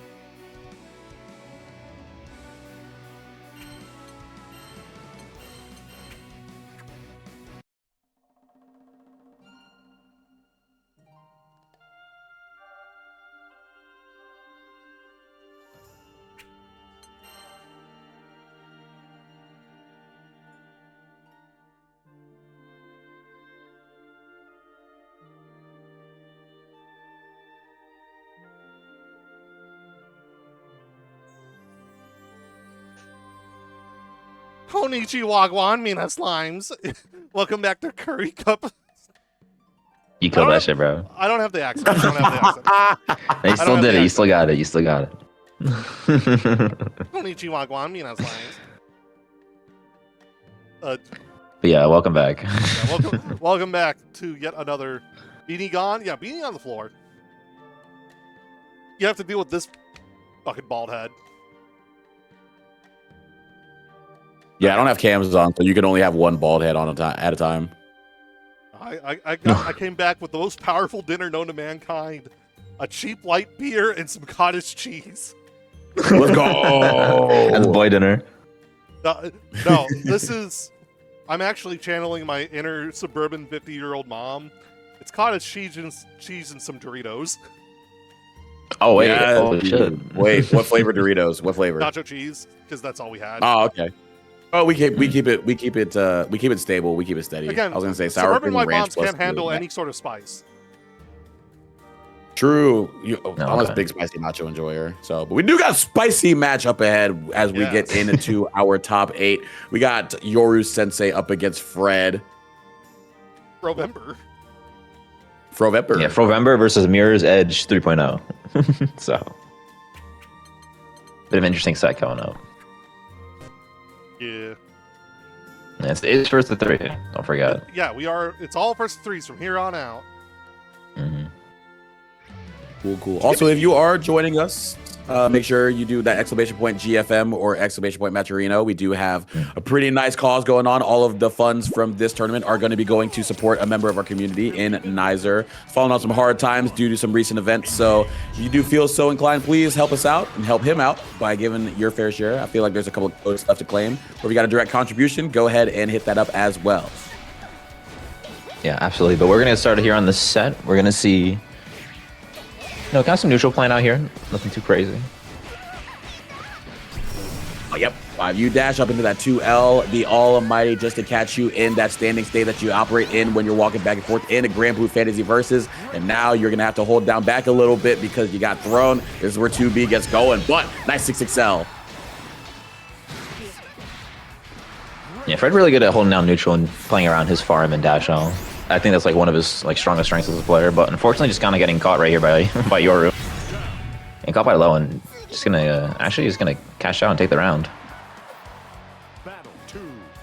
That toe tap reset is so lethal on 2 because you're thinking about so many different ways that she's going to reset pressure, especially when she just runs up by using that dash. It's kind of tough to challenge her in that aspect. Very quick reaction that you have to have, and Yoru doing a good job taking advantage of that. Yeah, honestly, the range on it is like pretty absurd, and just how fast it goes, it's just kind of like a crazy move altogether with all of our tools. But Fred's just kind of getting basketballed in the corner here. We're gonna see something happen though. Just kind of getting run over this round. Yeah, you can't really challenge that. That's actually really difficult to punish. Trying to jump over. And this time when you're looking out for the 2L, you just run up into the throw, man. Like that is a very tough reset that you have to worry about as Fred, because right now you're doing a really good job conditioning early with that 2L, getting them to open up. Every bit of significant damage came from that, and then once you're worried about that, go into the throw. That's tough. Yeah, that 6U, like even right there, it does so much in neutral. It does so much in pressure. It's like just such a great move all around. Here's the auto parry and just everything it has. Oh, Fred has a dash M. Interesting try to catch it, but unfortunately, Yoru does his signature 2-2L and just whiffs. Now you're getting throw and looped. Street Fighter 6. All right, pod throw, keep the corner, trying to dash out. Lucky we did not get clocked by the 5M, Yeah, but we were able to use our own 5M to get on out of there. Oh, nice jump. That was a really good recognition there. Fred just has to try to not get hit here by some random laser. Has to be kind of careful. Not even a stray. Oh, you can't anti-air this character. What are you doing, bro? There we go. Okay, we blocked the DP. This is big damage here. You all got buffs. Okay, now we're just going to go for a simple knockdown to the 50-50. Oh, we get throw baited by 2-1 for you. We're not going to see the kill here, but it's a lot of damage. Oh, I think he kind of dropped it there, though. Scary. You don't want to get chipped out. You heard that chip point. Oh, but just gets caught by the farm again. People got to be ready for that. Yeah, And Fred just kind of takes that round. Yeah. A couple of times where Fred's won via that far M scramble. We saw that in the previous set they had on stream, and now going to be able to take it over Yoru. Far M going to work out this time in the very standard situation, just throwing out as a poke, catching and approaching 2B. That might be one of the go-to ways that UL can keep 2B at bay when trying to use that 6U. Yeah, going back to that clash interaction, so like I think the best to do there, if farm is being like pesky like that, is like if Yoru has like 100 bar or like any meter, you can just kind of DP your super there, and that'll catch the second hit of farm. But right now, this is something that's mattering. He just kind of gets spread to the corner again. But great backdash from Fred. That was an amazing read, and this should be the kill. I'm not. Yeah, it's just still kill SBA. Okay. Yeah, that's game 2 now for Fred. Great adaptation, honestly. He was kind of getting pieced up the first game.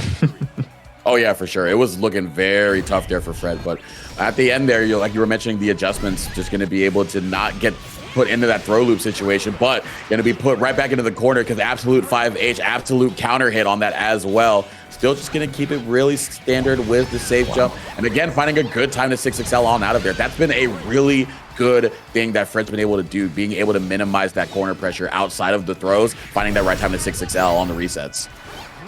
Oh, unfortunately drops the combo there. I think you should do some guard setup there where you delay it by just 1 frame, but unfortunately just drops it. Now he's gonna be scared. He tries to 2H to 2-2L, but unfortunately I think he was a little bit too slow there. You were trying to bait anything. Oh, it's just caught by the anti or 5L, but it just goes into triple attack anyway. Oh, no cinematic. Wait a second. Oh, unfortunate. Yeah, Fred was trying to react to SBA, like anything there, but Flinch reacted at the wrong time. That was a good bait from Yoru. That's why he was just pressing 5L. He was trying to bait any sort of reaction there. Really good stuff too. Had access to skill gauge as well, so that's a very valid read that Fred was trying to make. But Yoru playing into that very well, as you were saying.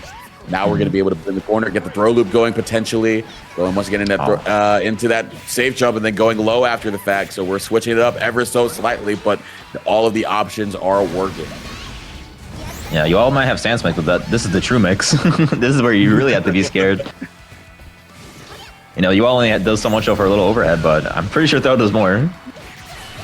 Oh my god, I forgot you can combo off that like that now. That's crazy. Big damage here from the overhead. That was mid-screen too. There, a great hit confirmed from Fred. Just kind of running down his pressure.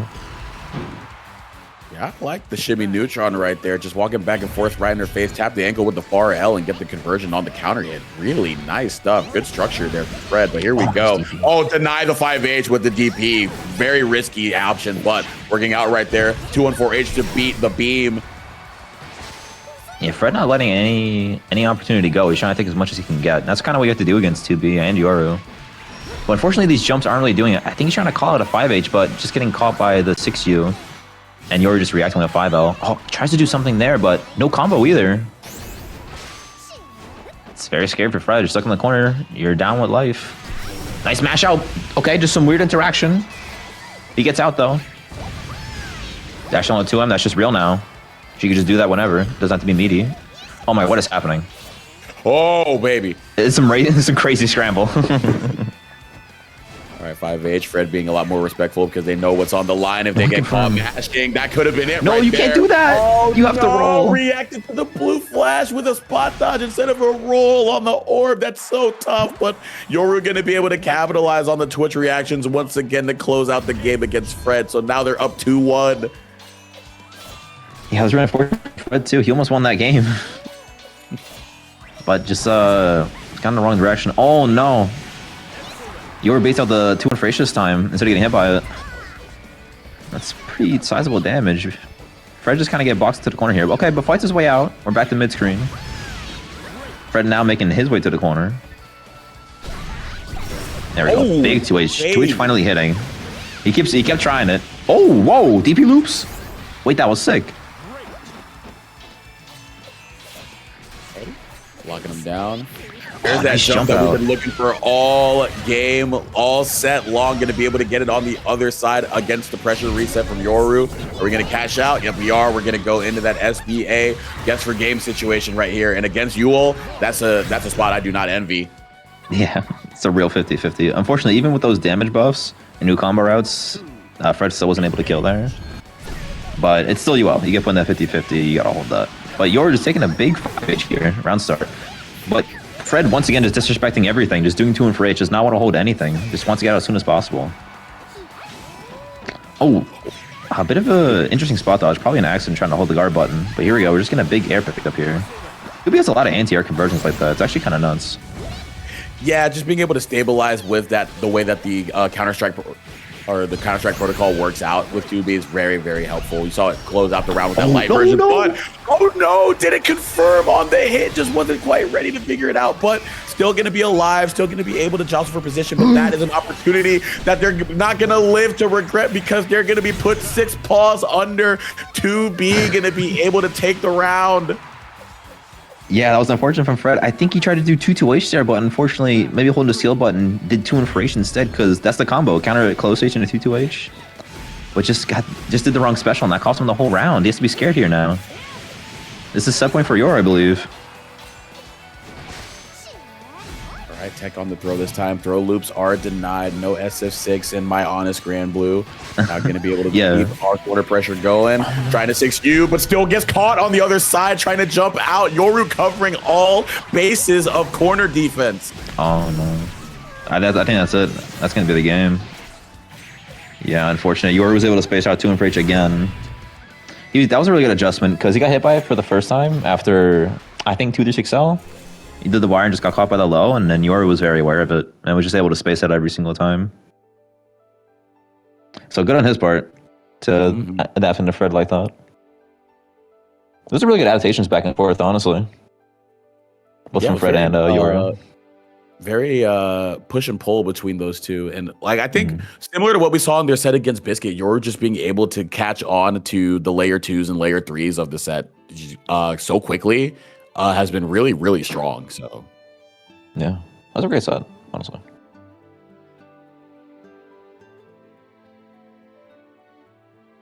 All right. No, you're here. There we go. Okay, next up is going to be Dragalia and Castile. Yeah, already right into it. Unfortunately, we don't get to see the Lucy mirror from Dragalia. I actually like watching his Lucy. There's no Lil Wayne here, but there are still matcherino codes for y'all to claim. All the money here tonight will be going directly to fellow North American Grand Blue player Nizer, as he is currently being waylaid by the American government and the shutdown. He has a GoFundMe currently running, so best thing you can do is donate directly to him.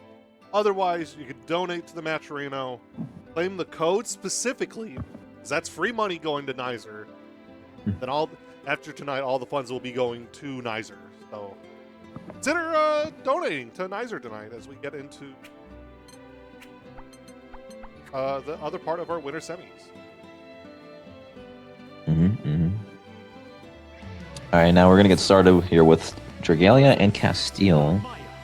Dragalia just running the Narmaya today. Yeah, they're not messing around. Not messing around this time around. No funny rat bastard action going on right here. We're keeping it with the black butterfly, but in the face of somebody who's been very familiar with clipping wings of the sort, I know a little bit of Grand Blue lore. Applaud me in chat. We got Lucilius and Castile holding it down, and it's going to be interesting too because we've seen Castile to this point be the beneficiary of matchups that allow him to get that early advantage with that blade level. Narmaya with a lot of options in her skills and just her overall movement ability to be able to counteract that. Going to be interesting to see how it starts out early in the set. Yeah, I think Narmaya with her neutral and just like the way she can get in, I feel like kind of counteracts Lucy really well. But if Dragalia's going to keep running into these buttons like this, it's going to be kind of rough for him. He got hit by Far H a lot in farm that first round. Just kind of all those strays kind of added up. Okay, a couple of spot dodges from Castile. I think he knows that Dragalia loves to do 2 for L, like the little slicing. That's like Dragalia's like signature way to just make his way into neutral. Oh baby, yep, we're just hitting that 623U on minus frames. Get the throw bait with the heavy teleport, but that's a very costly throw bait as well. Oh, but that's a costly flip, but could have been even more expensive if we got more off of that 5H. Yeah, Castile seems like he's a good read on what Dragalia likes to do and where he likes to tech. This is already feels like the download from game one from like sets of like experience. It's actually kind of crazy. Back throw. We're gonna see Dragalia just run the pressure here. Just TK flip. Normal arm pressure. Mashes out. Not really too scared. Well, Dragalia doesn't have much health, so I can see the risk. Not being too much. Well, it just gets caught. Oh, you're dead here. Oh, wait. Cinematic? Okay, it doesn't matter. You don't need a cinematic. It's okay. Now, that is crazy because I was looking at Narmaya on chip point and Castiel having access to that ult DP, and I was like, man, how are they going to play around that? But just without fear, and I think maybe Castiel, knowing that they were going to try to play around UDP, tried to go with a normal strike to get out of there, got caught preemptively with that 6XL. Good stuff right there from Dragalia. Really good stuff to open things up here. Lucilius already back to the corner, only on blade level 1. Huge. Yeah, Dragalia is like kind of keeping Castiel to the corner, but unfortunately Castiel just kind of fights his way out. Dragalia trying to press, but unfortunately guess was wrong, and this is going to give Castiel a lot of advantage. A lot of blade level, good corner carry, good damage too. This is really scary for Dragalia now. Tries to even ult Setsuna, but still just gets caught. And there's a lot of damage. I think you die here. He's blade level 5, you're dead. Yeah. 1, 2, 3, and that is going to be where game 1 for me. Lucilius and Castiel up 1-0 on this side of winter semifinals. Good answer to what Dragalia was doing early on.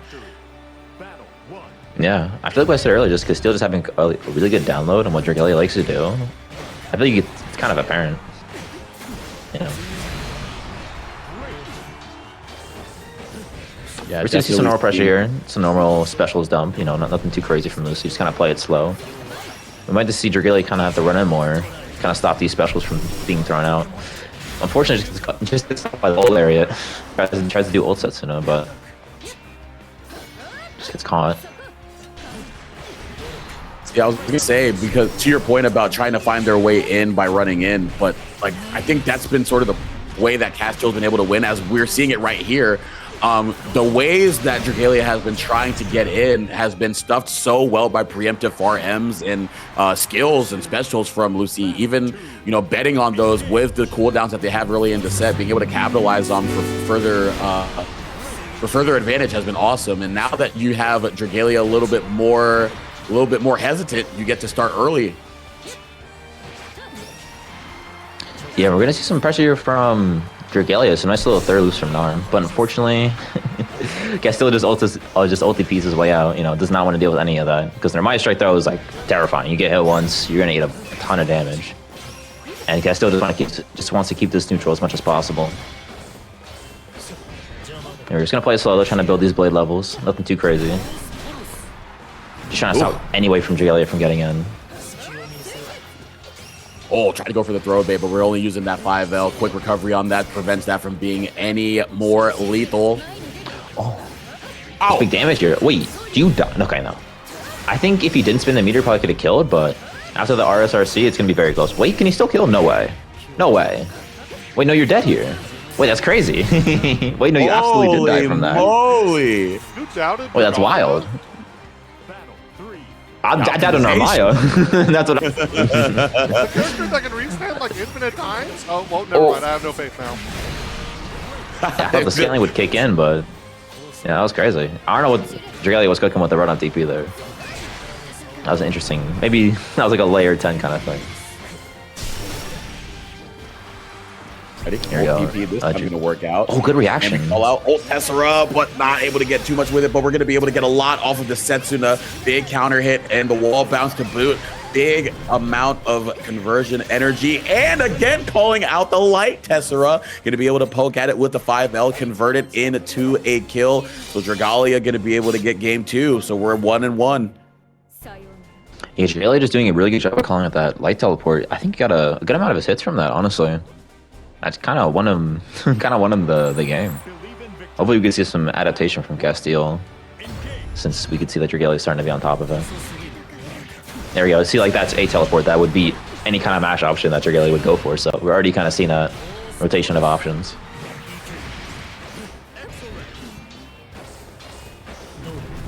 frames off of the 5U. Gonna pull up right in your face with the Tessera. No way that you're gonna be able to react to it this time around. Just gonna go low. Got the toe tap, but couldn't quite convert off of it. But ultimate transient side switch, and now Narmaya is where she's comfortable.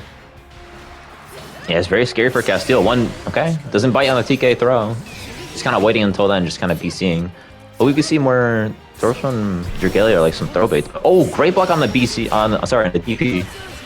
We've been seeing Castile do a lot of that lately, just kind of DPing on their own minus frames, but great call up from Dragalia this time. And takes it around. The North American playstyle can only work for so long against the trained eye of Narmaya, and that is going to be the Black Butterfly going to be able to peer through one, while the other one is behind strands of hair and a bit of a brooch. But here we go. Now we are seeing the pressure gaps and DPing through them, but we're also seeing you getting susceptible to the throw bait, and now Lucilius can get started. Here we go. We're gonna try to it's kind of scary though, taking all these throws, but finally he finds his way out with the ult parry. Ult parry DP, whatever. There we go. Okay, still trying to run the light teleport back into his rotation of options, but Dragalia is still on top of it. Oh, unfortunately does not get the BC on the TK flip, and that's gonna be Dragalia taking, what is that, game 3? It's in 2-1 now? Yep. Yeah, that's really good for Dragalia now. Castius, thanks for the raid. Thank you. All right, Iblis early, spot dodge on the 5U.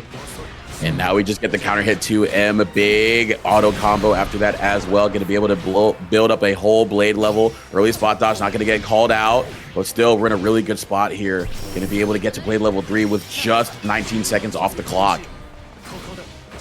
Yeah, it's kind of scary though. I wish Dragalia would kind of maybe rush in a little bit more, because now Castile is nearly level 5 already. And Dragalia's lost a lot of his health. He just couldn't find his way in this round. But here we go. Now we finally got in. Now it's kind of scary. Lucy has all this meter, has all this blade level. Doesn't Brave counter the TK flip this time. Just kind of lets it rock. Oh, gets caught by the M Setsuna, but no conversion. Dash H was a little bit too short. Oh, gets caught by the Lariat though, and that's going to be closing out the round. Because he got level 5 blade level. Yeah, when in doubt, 214M out, especially when you got that BL5. I mean, like, it's basically a get out of jail free card at that point, because even when you're looking out for it, it's just so dang fast. Yeah, I believe the medium version 17, so it's literally unreactable. It's just like a laser. It's very good neutral, so it's just a throw out, especially at level 5. Oh, the first hit of DP whip there. That was interesting. But Dragalia trying to keep this corner pressure. Oh, but Castile kind of finds his way out. Interesting range that Castile's trying to play it at well, trying to be at that 5M whiff punish range, but that also opens you up to getting 2M by Narmaya, a sneaky good button that wins that RPS. Really good usage by Dragalia, immediately operating under, or immediately identifying the effective range that Castile was trying to play at and doing the exact thing that wins in that RPS scenario. That was beautiful. Oh, wow. Yeah, great whiff punish right there from Dragalia, but unfortunately a bit too far for Narma to really get a good punish off of. But here, Castile's already got a good amount of blade level. It just kind of builds that really quickly in the first like 10 seconds. Dragalia kind of slowly work his way to his corner, slowly trying to work the way to the corner, but Castile's doing a good job of just finding his way out. Oh, great reaction to the teleport. Ah! That's tough. Oh, we got the ult flip. Oh, again, we couldn't catch the recovery on Iblis, so we get slammed down to the earth for our troubles, and now the blade level 5 Lucilius is towering over you, but we got our own offense going. Counter hit on the 2M, good link, and that should do it for winner semis. Dragalia going to advance 3-1 off of the fantastic recognition on the red flash against the glowing red Lucilius. Yeah, that was really scary, because any sort of mash would have just kind of killed Dragalia there, but Castile, feeling a little bit impatient, just wanted to press, try to get out of there as fast as possible. Didn't want to deal with the arm pressure, which, you know, she could just kill you. You know, it's fair. That was kind of just like whoever gets touched first, and unfortunately it was Castile in situation. Just kind of RPS'd incorrectly. Just kind of the way it goes. Oh boy, I'm happy for this next one. This next one just tickles me pink. Oh yeah. We got Yeah. We got Wings 7:3. Up against Teelan's own Jamam. You know what that means? Curry's evil Ladivas are in the house. Curry's evil Ladivas. Do you not know the story of Curry's evil Ladivas? I don't know the lore, no. I know the lore. It's pretty great. It used to be a thing where I don't know if it was actually a run, but I would frequently have Wing seeded into like the only Ladiva players, like Nothing or Jamam or Gabagool, and so curse you, Curry Cup. So I've been telling him, hey, listen, here's what's gonna happen. One of these days, I'm gonna seed you into every Ladiva possible, thus making you have to play Curry's evil Ladivas. Yeah, that's insane. I am playing secretly. I'm working on a Ladiva so I could be the secret fourth evil Ladiva in the same way that there is a secret fourth good episode of Sherlock. Battle 1. Bro, that shit was real Anyway. on Tumblr. We're gonna see Wing lock into the Galleon here. Which interesting choice. Like whatever tries to keep Ladiva out the best, I think it's probably gonna be the best choice of their characters. I suppose Galleon they just feel the most comfortable. Yeah, you do have access to that same grappler function, but also to keep the snowball going. But having those pokes and those really good buttons that Galleon has to be able to make Ladiva uncomfortable in certain ranges is really nice. But up against the corner, that's where it gets really tough. So we got to bet on the UDP to get on out of there. Otherwise, yeah, that was where you don't want to be. But you don't want to be spinning or standing over that red seal either. Big old clap for you. Yeah, that was a sneaky little ult Kamanga, but honestly didn't do too much damage against Ladiva, who has like 18k. Like, she's still like above 50. But here we go, we're gonna get a poke here and some nice damage into Oki, hopefully. Okay, that was cute. Do the MDP to try to get closer for the Oki. Not too crazy. We gotta worry about Light Larry here though, and Winkton. Yep, there it is. I called it out right away. Oh, great reaction! Oh, that was sick! Wait, that was sick. Okay, that's OD. That is OD. The That was whip fire. finish with the SSBA on the sweep. Big slap for your troubles right there. Wig operating on all cylinders right now. That was beautiful. Yeah, she could have pressed the button. Like, you don't have to do raw SSBA. That was like, or. Here we go. We're gonna keep the spacing. Yeah, very good. We want to keep it where Ladiva's at like the tip of our buttons for Galleon, but also be on the red circle as well. And Ladiva just kind of still like randomly RPS with like Light Larry to get in, like maybe trying to like a lucky whip punish. But I'm not sure if Ladiva can whip punish Galleon Farge too well. I think I remember Gabba complaining about that when Galleon came out. Oh, just trying to run in. There's a lot of damage here. I don't think you can kill. No shot. Can you? Sure about that? No way you believe. No, okay. She didn't believe. Yeah, no, there's still a little bit of time left on the clock for Ladiva, but yeah, it's running out. Oh no, we rolled through. Deny me the +3 and come into my arms, baby. I want to talk to you. You'll like Primordial Grasp. How's this kind of grasp right here? Did you die here? How long you go. What? You're kidding. The evil Ladiva strike again. Yo, you lost. Oh no, you got Ladiva, dog. That's crazy. Yeah, that super's very powerful. It being command grab like that, just taking away 2 BP, doing a ton of damage. I'm pretty sure it does like 11k or something if you have 0 BP. It's like absurd. And if you do this at 20 input, it's like crazy. But Jellyman's just gonna find his way in. Gonna get the knockdown. This is very scary for Wing because Galleon's defensive options aren't too crazy except the ult DP. That's really the only thing she has. You got to bet on that. That's all. That's the only tool you have in your arsenal right there. And Pretty much. I That's feel not like very if you're J-Mam, you're fine taking that because, again, you mentioned 18k health. You just take a minuscule amount of damage, but you take big damage here when you get opened up by the low with the seal to combo extend. Oh, I take him from here. It's gonna be nice for Wing. Obviously, you won't be able to kill here, but we're gonna see some nice set play. Hopefully. Oh no! Just go straight into command grab, but J-Man just so does to you. This is terrifying. Literally, you had to guess. You had to guess. Both good games. And unfortunately, Wing guesses it incorrectly and gets caught and just has to eat this SSBA cinematic. We all know the result. We all know she ain't getting up. Yeah, eyes covered for Galleon, but we could all see what was in her future there. That was just going to be her lying down on the mat after the 3 count, and that is going to be J-Bam going to be able to take that to get us into a good advantage here, and winners, or actually losers, I'm sorry, to advance. Yeah, it's losers though. Yeah. Yep. So I think not a lot of breathing room for these two. No, yeah, you lose, you're done. But unfortunately, fortunately for J-Man, gets a lucky jump and gets in. I don't want to always be cheering for a wing. But we're gonna see J-Man just trying to control this corner space. Don't want to let wing out. Great jump on the old command grab. That was a read. That was not even a reaction. This is big damage here, and I think next command grab should kill. If it's EX, you can link. Yep, there it is. You can just link in the ulti feed, but I think it's still gonna kill anyway. Yeah. Unfortunately, that was just a true guess situation there. Probably could have BC'd or try to do something, but that was very scary. My bones hurt.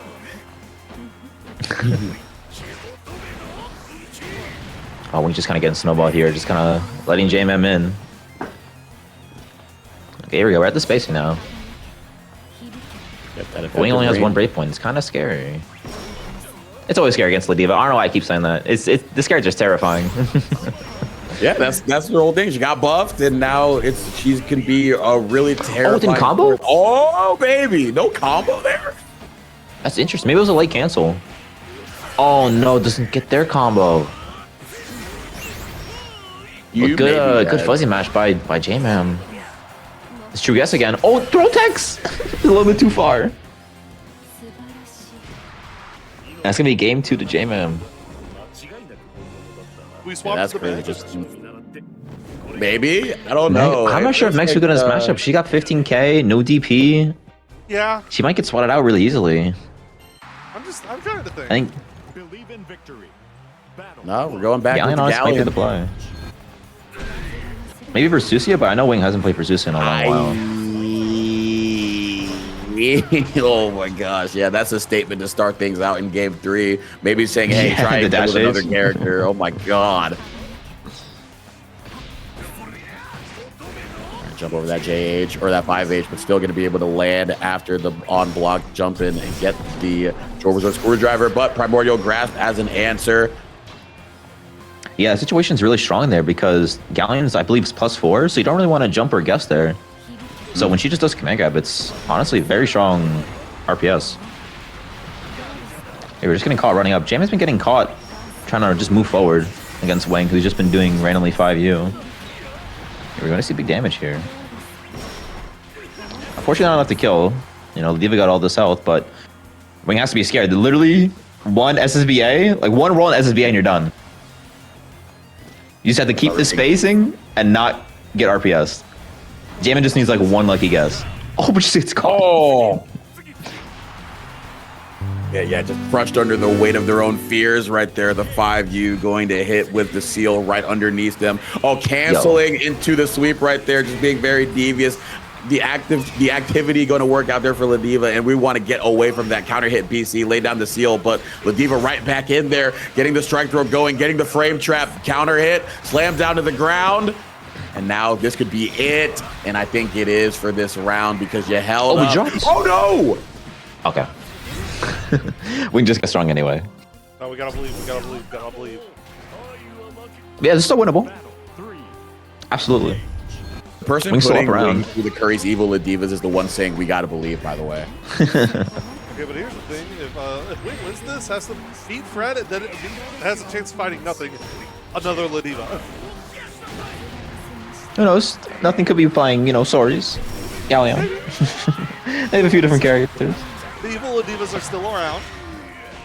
Yeah, but either way, Wing has to worry about this game. You're in the corner. Oh, gets reset. I think you're dead here. Oh, you're done.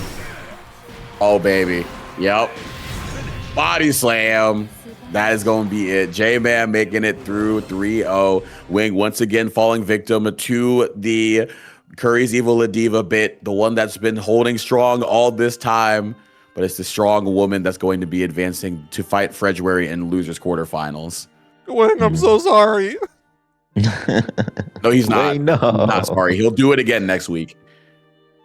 I'll make it funnier next week. Oh, baby. Yeah, unfortunately they're Wing. I mean, Wing didn't even play that bad. It was just like the Fatally Diva.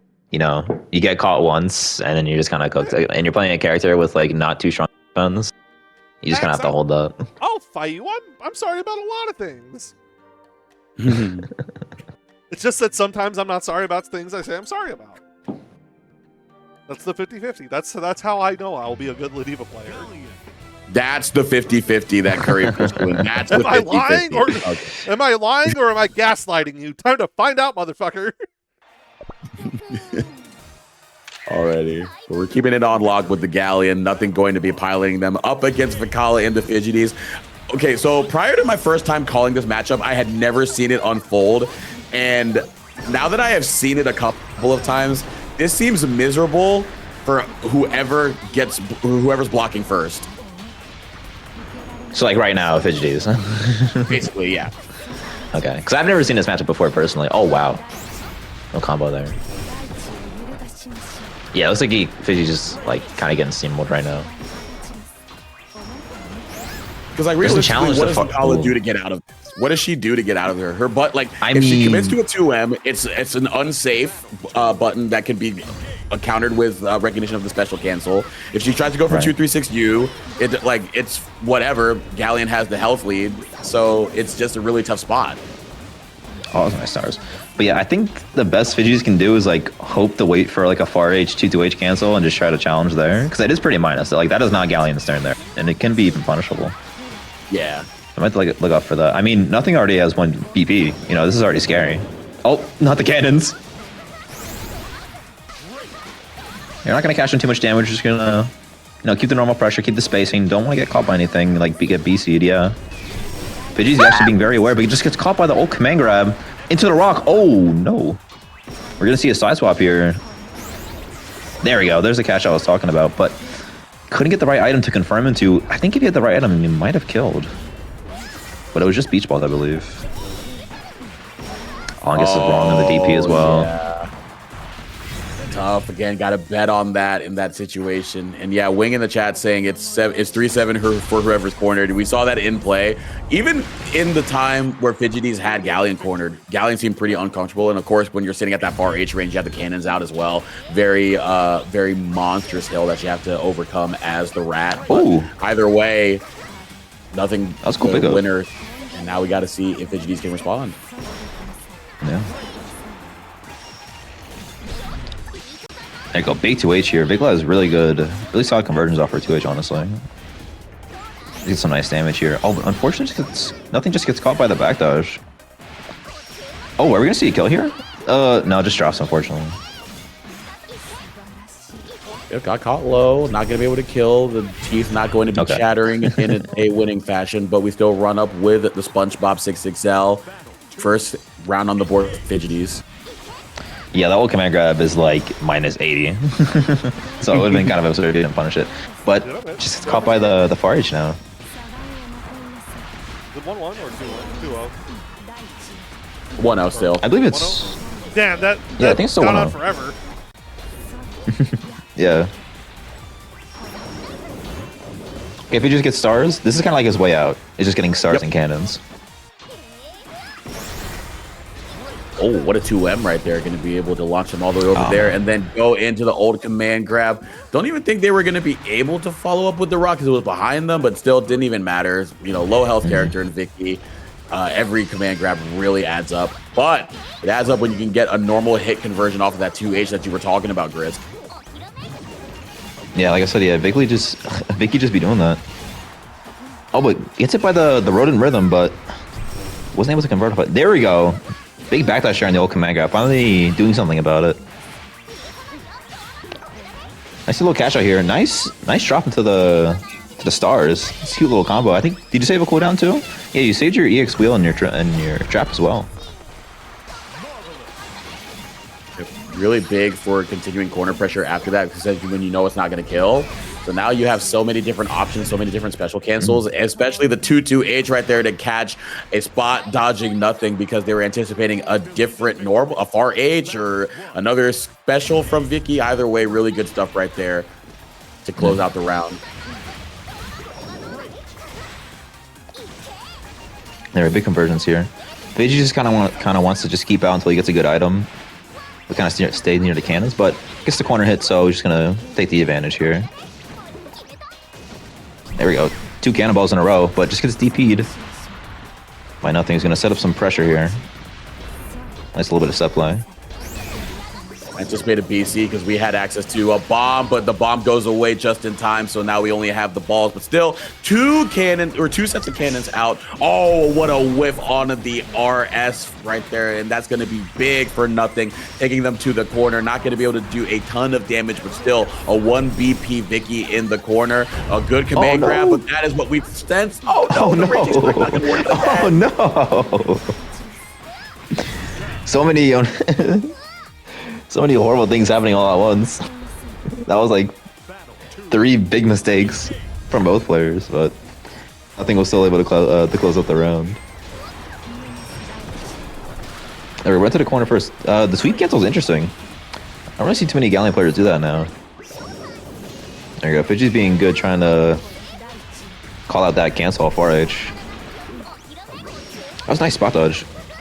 Yeah, usually Galleons try to throw in 2-2U to try to like bait people trying to react to ult flash with the ult command grab. But that was really good recognition from Fidgeties. Oh, gets the ult TP out as well. Yeah, I learned see that some stars here. trick from Blink personally because they be hitting me with that shit all the time. But here we go. Really? Yeah, all the time. I'm so free to hurt Galleon. It's not even funny. But here we go. We are going to be freely exercising our right for corner pressure. That's why we BC on out of there with the star in tow. A whole lot of activity. 2-3-6-U to create space, even on block. It's a very advantageous move for Fidgeties to let rock so she can buy themselves some time. Oh, shit. Oh no, the activity on the punish. bomb and the conversion after. That was like a whiff punish with the EX wheel too. He just got a block, has to guess. Guess is wrong technically. I think if nothing did ult grab, it would have hit. But either way, the DP whiffs and nothing is able to take the game. Now it's 2-1. Yeah, just a lot of scrambling situations right there. Some unfortunate unfortunate spins on the Wheel of Fortune for Fidgeties. And that's huge for a character that's based around RNG. It's a scramble situation. It's not helping her out either.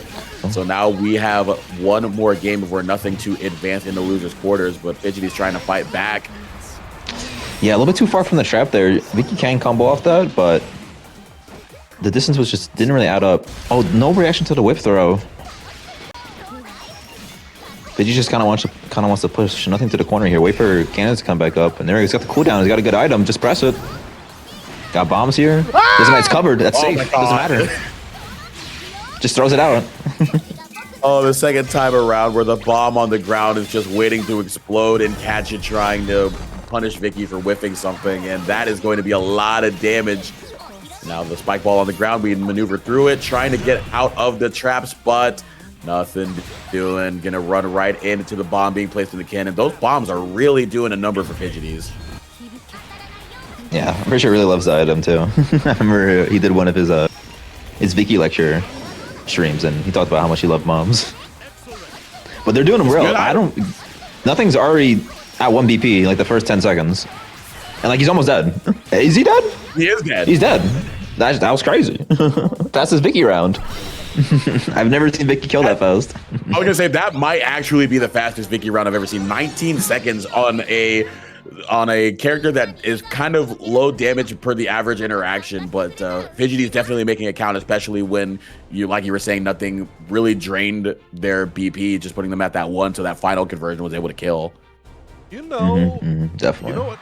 Okay, I was gonna say, I bet nothing is currently making a decision. Do I first to one the Diva against Fidgeties, or do I try and keep it with Galleon? I talked to some Vicky players, and I know that matchup's actually really bad. Like, if Vicky can for real just zone her out, and it's like really bad. Like, I've seen it. It's not a pretty matchup. The Diva is actually just like in jail. So yeah, I think Galleon's definitely gonna be the better choice here. Oh, Fidgety's looking pretty comfortable right now with the size of the lead. Reaction. Catching the cancel on the 236H. Yep, there is a opportunity right there to go in to the parade super, and that killed. Yeah, it's interesting. I wonder if you could just react to any EX flash Galleon does, honestly. Like, if that's not going to be a true block string, like alpha mediums, that's actually a very interesting tech. Yeah, if it's far H, then it's true on medium and light. Yeah. Then you can challenge. Yeah, good recognition from Fidgeties. He's just kind of running the traps here. Just kind of spamming them, not doing too much. Oh, great reaction to the dive. Just being in the air, too. We're going to get a nice little hard knockdown. Fortunately, no good items for the cannons. Nothing has to work his way in. Make his way past the cannons, which is, like, really good. It's a very good thing for nothing. Yep, He has his corner set up now, too. There. Ooh, ultimate command grab. Put the seal right on underneath. 5H, keep him right locked down there. Even on block, far normal. Very, very good in these circumstances. Rodent rhythm, even better though. Create space, 236U on block. Trying to jump on over 6XL, not going to recover in time. Oh, here we go for nothing though. Ultimate command grab going to work out again. There go Fidget's doing DP. I think that was simple input. I think technical input would have killed, but just gets the chip out. Not even the chip out. Just kind of chips away at his health and just gets a random stray, and that's gonna be Fidget's taking a set 3-2. That's a very close set. That was kind of scary. They were both playing that matchup very well. But Fidget's was just able to kind of chip away at nothing. It was able to close it out. Really nice stuff. Really well done by both. So Fidgety's going to advance into losers quarters. They will be playing a Castile. Rat versus God. Oh, that's fun. She got Who that. wins? Listen, all she has to do is make Lucy wear those rodent ears, and he's like done. Rat wins. That's GG's. Rat. All right, now we're gonna see Ladiva again against Fred. I saw you all here. All right, yeah, this is actually pretty interesting. I'm not entirely sure. I feel like I haven't really seen this matchup too much. Despite I feel like Fred's played against the gamut of Ladivas that shows up in these online brackets. I feel like I personally haven't seen this matchup a lot. Gris, do you have any idea on like what you all would try to want to do against Ladiva here? I mean, what I would think to do is just, I think you all would just play her normal game, like her mid range with like Far M, and just kind of bring Ladiva to the corner as fast as possible. I think it could be kind of scary with Ladiva with her 5-frame SPD. You just kind of throw that out on RPS. You know, if Fred's trying to do some, trying to bait like a shimmy or anything, she could just kind of press that. And Yuel honestly might not be too bad in this matchup because she has a lot of defensive options too with DP, her her backflip, even just backdash and like normal RPS options with Brave Counter too. It might actually be kind of difficult for Ladiva. It's just, I think it depends on how well neutral's controlled and who dominates that. So I just want to quickly show before we get into losers quarterfinals. We still have 27 codes left in the matcherino that people can claim. That's a lot. We gotta lock in on that. Yo, what are y'all doing? Lock in. We got 64 people here. You see, we got Khalil stream too. Lock in. Everywhere else will be like, oh, could you please head to the matcherino? No, Curry Cup's the only place where we will threaten you. Okay. What? I'm not sure. We will be mean. Go, come on. Go, claims, go. Be mean. All this money is going to a good cause. By time is money, it takes literally like 5 seconds. Log in with like Supercell. I know you play Clash of Clans, Obama Gaming. Sign in with your Supercell, click a button, claim the code, takes 5 seconds, and it's free money for a good cause.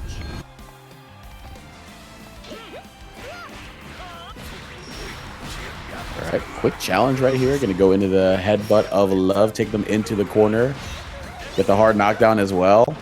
Man, yeah, this is already what you want as J-Man, just to open things up right here.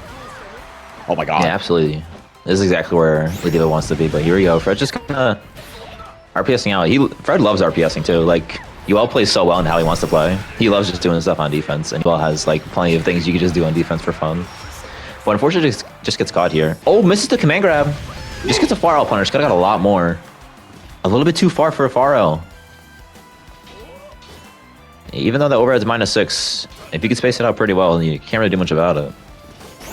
Yeah, for some great characters, whip it can be pretty punish. awkward. Oh, baby, ready with that far L. That's one of the things I love about J-Man, just being able to space out Ladiva, to be ready to whiff punish with the far L, catching any sort of approach or advance from another character. Really good stuff. I mean, he does that so consistently against a bevy of characters, against UL especially. That's huge. Yeah, absolutely. Especially against UL, where it's like our main neutral is just kind of dash L and farm. If you're able to space out both of those, it's like that's like our whole thing. That's all she wants to do. So it's really powerful. Here we go. Fred's just gonna take the advantage here. There you go. Caught J-Man trying to mash 2M, trying to get out, trying to mash 2L now too. Just does not want to block. Just wants to guess as fast as possible. It's like he's playing against a grappler. I mean, UL strike that was pretty good. The Vortex is as strong with UL. Like that's the same amount of pressure that you would face against the grappler. It's just like, I don't want to be here, man. This is just going to be, I'm literally just waiting to die. Yeah. All right.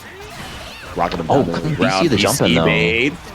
Joker's screwdriver, send them back down. Get the taunt as well. And yeah, with one of the buffs, went into the taunt again. Could have actually just recycled it and just kept the advantage, but feeling confident enough to just flash it to the crowd real quick.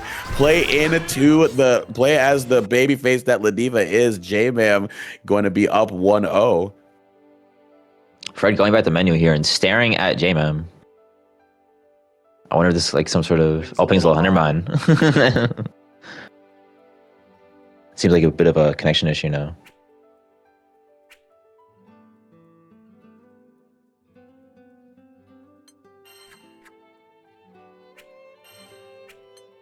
It's interesting. I wonder how bad the connection is, because it's Mexico to Trinidad.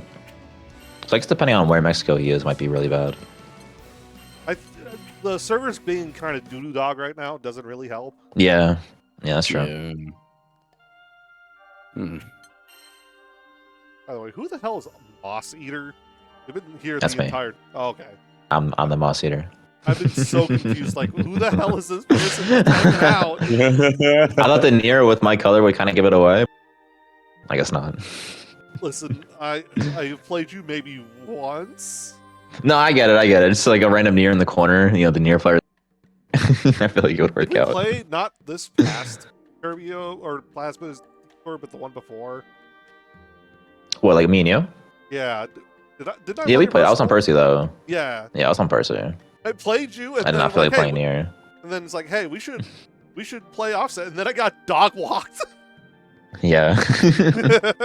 I was just more frustrated because I'm like, I was at that point like, I'm frustrated with Nier. I don't want to play Nier. Let me play Percy, and then I gotta fight Andre. I'm like, man, this character pisses me off. I'm like, and it just kind of like snowballed mentally. I'm like, man, I hate this game. Yeah, I'm like, oh, I kind of want to get more experience playing against you and Percival, and then I got fucking dog walked. Yo, Jesse, with the $50, thank you. Oh wow, thank you, Jesse. That's huge. Really appreciate that. That's out. Appreciate you, Jesse. Yeah, Huge gaming from Obama Gaming over there. we salute Obama Gaming. Salute. 07. Battle one. Nerf Vic That's what with the fire kids emoji say. times 6? Type shit, bro. Type shit. Okay, here we go. A little bit of jostling in that mid-range right there. Quick knockdown. Of course, Yul wants to find that 667 to get that quick knockdown to go into that stance. Get their win con going as early as possible. Very popular option. Jamie, I'm not quite ready for that, but ready to BC up against Heavy Fox Flame because there were a lot of plus flames going on the end of that. Yeah, Jama already at 1 BP. It's kind of scary. Like, even though you all don't have too much damage and Ladiva has all this health, if you're at 1 BP, you're going to really feel it. Like, look at this. This is doing a chunk. This actually Now gets Fred's the going to be game, running too. this. I'm not sure if I would have killed, but it's still very scary. I think Fred's just scared of this SSBA, which is, fair. You don't want to break counter too much. Okay. Just go straight into the 2 and for you. Tries to get the corner. Oh, this backflip. I don't know what he was guessing there. Oh, no. Wait, you're going to build a meter? Oh, wait. Did he have killed? Oh, he can kill now. Catching the roll. Yeah, he's done now. I don't know what Fred was cooking there. Trying to... That was a panic Yeah, option. if you have a health against Ladiva, like a big one, and you have 3 BP, you don't really want to spend, because if Ladiva gets like 720 SSBA, that's like a ton of damage. And you have no BP against Ladiva, who's like right on top of you. It's like, you don't want to be in that position. But it's a very good comeback factor Ladiva has. No, had that big counter hit from the 2M, just wasn't quite ready for it. Oh my god, okay, yeah, we just reset right there. Couldn't quite get a bigger combo from that counter hit 2M, so we were able to cheat our way into some more damage over there. Frame kill, not gonna fall for it. Fred remaining disciplined on defense. Oh, I say that, and then they get opened up by the headbutt of love. He just kind of gets it wrong on the button. Okay, guesses right on this SSB. Sorry, a normal SB with the ult TP. Try to avoid any save jab as well. We're just gonna keep his pressure, but unfortunately gets caught by the fuzzy mash. What's the throw as well? Does not want to get whip punish. If Fred gets whip punish, it might be over. I don't think he'll be able to kill. Oh, big counter hit here. Unfortunately, does not reach the corner, but Jamin just mashes. Does not care. Jamin's been very, very brave this set. Does not want to block. Definitely just wants to challenge his pressure as much as possible. Yeah, probably going to play with even more house money now that they're up 2-0 here in losers quarterfinals. So Fred going to have to figure out a way to make them a lot more uncomfortable for mashing. Maybe just keep their pressure a lot more tight. I know that you're afraid of some of the things that Ladiva can do as a reversal and get started, but you got to be able to deter what J-Mam's doing now. But right now, Fredruary doing a really good job keeping up the offense. Keeping it tight. Yep, there you go. Going into the close H frame trap, catching the mash. Couldn't quite get any more off of it. So now J-Mam able to get on out of there. U lariat into H headbutt. This is tough. Yes. Not really too scary for Fred now. He has a really sizable health lead. He just doesn't want to be put in the corner, which is like kind of happening right now. But luckily he's able to BC his way out with the headbutt. The headbutt is like a really nice BC point because she can't really bait. It's kind of guaranteed. But J-Man's going in. He's building this meter. Fred has to be terrified. There it is. Did he guess? He did not guess. He's 8 the SSBA. You are dead. You are so dead. If this is 720, you are dead. You do not live this. But it wasn't 720, now you're alive. We're live, and we get to oh no, counter hit PC. Oh, that's why we use DP on out of there. I want out, man. I want out. Yeah, I imagine it would have been difficult for a standing 720 there, so it makes sense that it didn't kill. Probably could have used the block stun on the 6XL to do the 720, but I mean, that's easier said than done for sure. But yeah. Fred just wants to keep the space and doesn't want to get too close. Wants to be close, but not too close, where he gets caught by some random 2M or sweep like this. Jamin's been very gung-ho in these sweeps, trying to get out of the corner. But this time, looks very fruitful.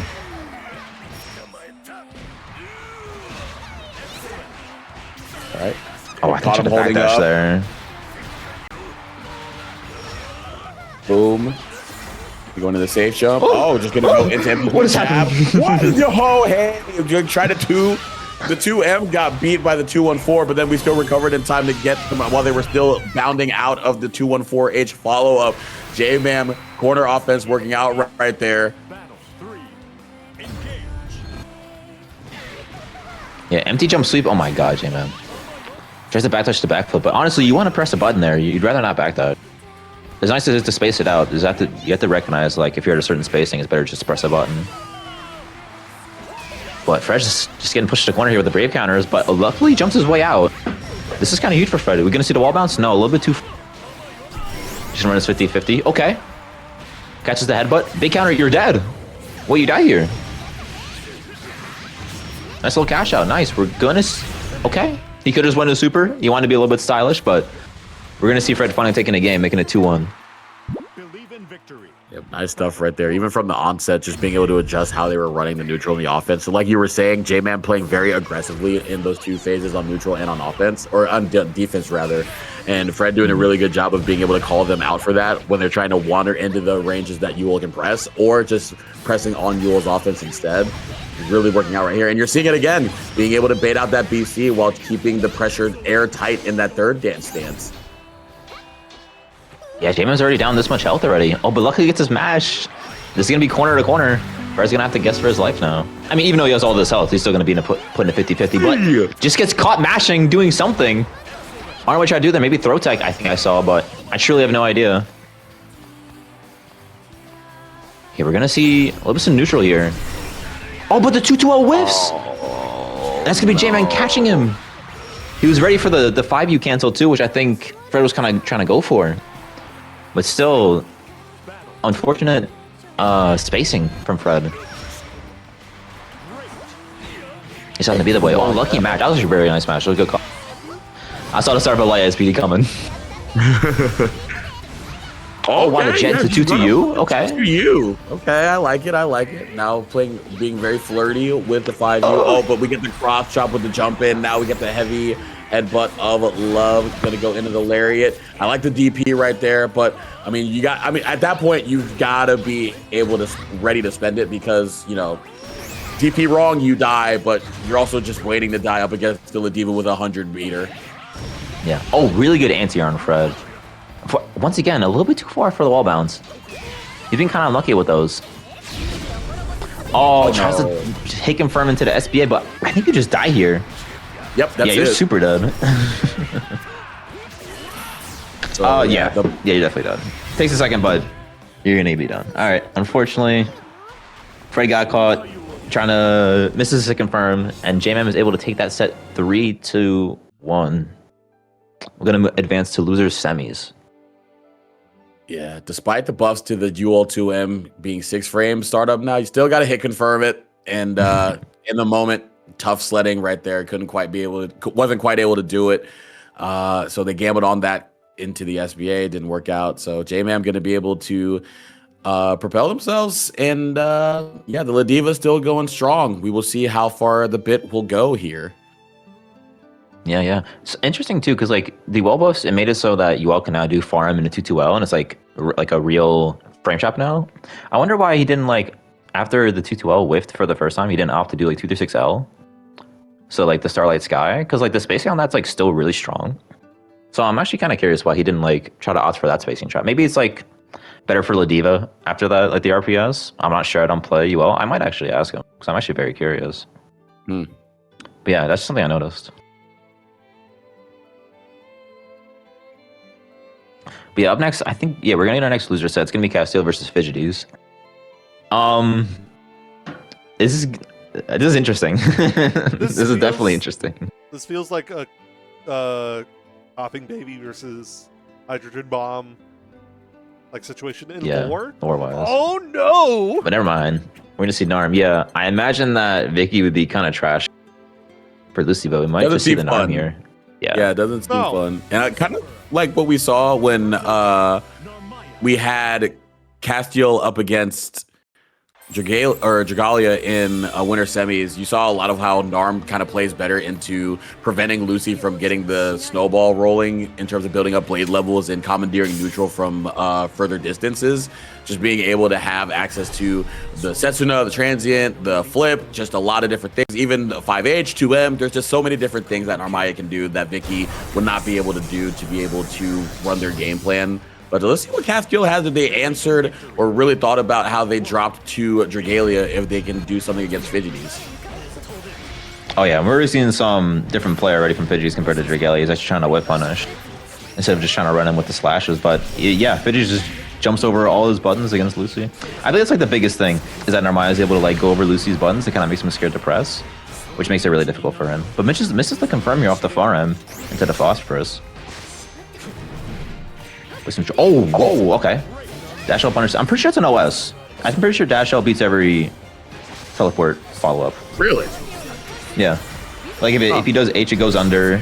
Medium and light, I think it beats. Maybe not medium, but that's what I heard from, I think, Diego. Either way. Block on the other side. Oh, baby. Not blade level 5, but still in a really good spot. Able to send him out right there. Tried to spot dodge up against Transient, but still going to be able to get the normal throw right there. Slam him down to the ground. Get game 1 going in your favor with a round 1 victory. Castiel up early against Fidgeties. Yeah. Oh, wow. Great reaction to the H teleport. Fidgeties trying to swap the corner here. Does not want to get put against the corner. Definitely would rather have Lucy there than himself. Oh, great reaction to the Transient. I wish he could have just mashed instead of spot dodging. Maybe he was scared of getting hit there. Oh, TK flip, but not like close to the corner. That's actually interesting. All right. There you go, Brave Connor out. Still just trying to run the special moves. Whole lot of misfinder right there, but nobody home. Nobody home on the Raging Strike either. So now we just go into UDP. Counter hit RM into Iscariot. Another blade level on deck. Oh no, you missed on the 2H, the classic. No Maya Gambit the flip to beat it. He is looking looking kind of bleak there for Castillo. Like combo did a ton of damage, especially off ult flip starter. Interesting too, because Castillo was doing close H against Dragalia, but now he's opting to do 2H. Even though Fidgis is also representing ult flip a lot as well. There we go. Castillo just trying to press his way out with far M. Nail the God button. Oh, doesn't punish us to 5U. Doesn't get the wall bounce either. Alright, Cell. Get ourselves out of there. Slowly using all of our skills. We're on normal Grand Blue timing with our skill cooldowns. Yep, and we're on the Grand Blue time, of course, being able to HDP on our minus frames. Gonna send it right back. Not gonna be able to get the Tessera punish. Jump on over, super jump, but now Lucilius way level 5. Dangerous territory for both characters. And now we get the shimmy into the 5M. Caught your hand in the cookie jar. Nothing sweet on the end of this, though. Axiom to end it. Game 1 Castiel. Yeah, can't say I missed level 5 in an instant win. That was definitely the character of all time to see. Was kind of crazy. It's just really funny to see now. It's just like memories of the past. Oh, whoa, 2M whipping there. Upon recollection. Yeah, right. I had to compete against that. All I had to do was talk about it, so I was chilling. I wish that was me. Anyway, Lucy, Castillo just running the throw loops. You know, already got Pidgeys down really low health. Almost at blade level 4 as well, so we're in a really good spot, the prime spot for Castiel to be able to win here.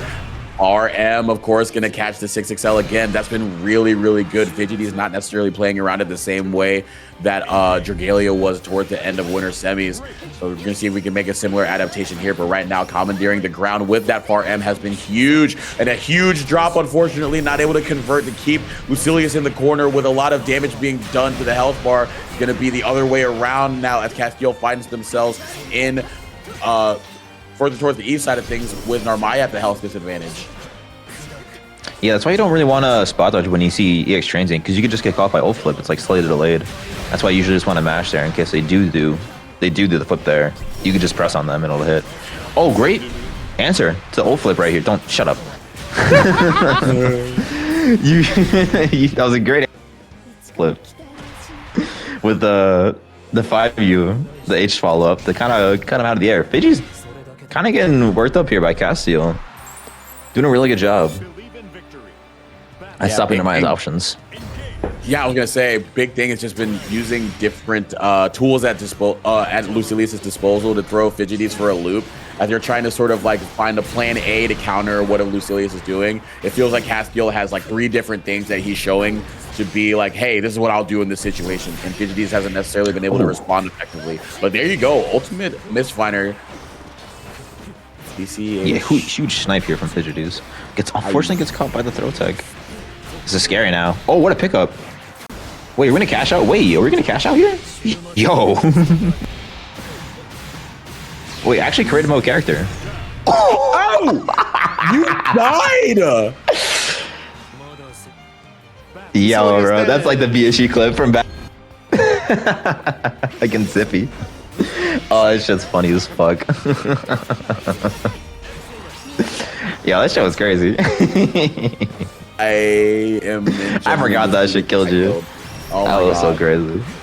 Whoa, hey, heavy skills meeting up in the air, but the Tessera are going to win out. And all these throw baits are really throwing Fidgeties for a loop right here. Castiel being able to get a ton of them consistently so far in this set. We'll see if we can keep going into that gambit, but right now, Ultimate DP going to give us a way on out of there. Yeah, Fidge is kind of like breaking down on defense now with all these throw techs, so not really adapting. Oh, unfortunately gets caught here too. I don't think you can kill here. You don't have any RS. You don't have any super. No, a little bit of health left. Hold up, Fidge can win this. Only one guess. We're gonna see throw it all? Nothing? There it is. Interesting. Okay. We saw Castiel go for medium phos. Maybe trying to do OTP there. Just get some misinput, but... Oh, I think maybe Castiel was trying to catch flip. Like a crazy way to catch flip. That would have been funny. But either way, Fidgy takes the round. Castiel's still on set point. 6XL, keeping them in the corner. Do we cash out? No, we're just going to do the Setsuna restand. The tried and true. After we flash blue, going to be able to get the DP ender. 2M not going to find its mark, but we still are able to use our Iblis on block to create some space. BC as well. Right back, keeping the offense going. I'm loving this offensive game plan from Fidgeties. Oh, nice. Cool. Great Setsuna from Fidgeties. Like, that was just really good offensive pressure, trying to keep Castiel in the corner. Don't really do too much, no blade levels. That was just a really good anti-Lucy round for Fidgeties. Now we're going to see the set 2-1. Fidgeties fighting it back. Oh, actually just gets counterpressed by 2M there. It's heavy priority. We're going to see Fidgeties trying to move a bit towards the corner, but gets his throw baited with a back dodge. Right. There we go. Castiel's just building his blade level. Slowly but surely, it's coming. We got to be careful. Ooh, mind the 2M as well. Big counter hit right there. Going to be able to slam them down, get more blade level going. Ultimate DP to get out of there. Backdash into the ultimate transient again, or ultimate Setsuna, excuse me. Oh, just gets caught by Delaria, but unfortunately, luckily he doesn't build. So you lived. You got away with your life. There we go. One last guess. Just TK flip. Oh, I wish you did throw there. This is kind of scary now. Next random special move is going to give him level 5. There it is. There it is. Oh, you know, you just say have the to hold devil down back baby there. will appear. Yeah. The best is Fidgeties why could he have is done was just hold down Lucifer. back there and like hope that Castiel just teleported himself in front of him and just like DP'd or something because he was at chip point. You know. Just gets caught by the teleport here. Fidgeties getting brought to the corner. This is not where you want to be against Lucilius. Like, he's going to build back his cooldown slowly, but just gets in with Transient. Transient and Flip. Really good neutral combo. Throw attacks again. Fidgeties just hates fuzzy mashing. Okay, we get a lucky jump in, though. We're going to bring him to the corner. Hates fuzzy mashing, but we love us our super jumps on the other end right now. Going to be able to take Lucilius all the way to the corner. Restand as well. Ooh, missing out on the extension, but still going to be able to maintain the corner. This is really good right here. Going to be able to shimmy. Guess for game, but good mash out right here. Blade level 4 for Castiel. Normal throw one more time. Oh, okay. Just gets his ult parry out. That would have been, he would have lost if that was throw. And just gets the far edge counter poke. Yeah, if Castiel just kept throwing, that would have worked. Actually, no, ultimate. Wait. I'm pretty sure ultimate, though. I'm not sure. That's like some weird else check. I don't remember. I can't remember if ultimate's okay or not. But either way, Fidgeties won the round. Going to win the game as well. Forcing an early BC from Castiel. Trying to wade in and out. And yeah, I'm liking what Fidgeties is doing rather than trying to just run in directly. Oh, as we dash L through Tessera. Going to be able to get the punish, but not a full combo after that. Trying to 2H, but I've been loving the way that they've been operating right outside of the effective range, not necessarily trying to run in to restart offense, but just waiting to see what the button is going to be thrown out by Castiel, and it's really working out here. But we're getting out of the corner here with the Tessera landing. Yeah, it's a really good spot for Fidgeties. Castiel's at really low health, doesn't have too much blade level, but just want to get him started. Okay, yeah, you can't throw that. I guess I was right. There we go. There's the fuzzy match that we were looking for. Fidgeties finally being brave on defense, you know, instead of just doing, you know, BC or DP, just does a normal mash. You know, the Granblue Classic. Especially against Narmaya. I mean, as Narmaya. Narmaya's 5L is just like super dominant in that field, where she can just mash it out. Tries DP, but a little bit too far. All right, 63L Ender, space him out. Run up with a 2M. Gonna hit one more again, counter hit, so we get the big combo right here. Gonna be able to get the restand once again. Ooh, Narmaya, where did you build that bar? I'm gonna need to see the license for that. Narmaya does build a lot of bars. She's doing a lot of special moves, and she's moving forward a lot. But yeah, Castiel just trying to work his way out of the corner, but Fidgeties doing a really good job just boxing him in. Great reaction to the Setsuna with the it's escaping me. The SBA. Axion, yes, there it is, Axion, thank you. But yeah, great reaction. Oh my god, Fidgeties' health has just been deleted. I can't believe how much damage I did. I did so much.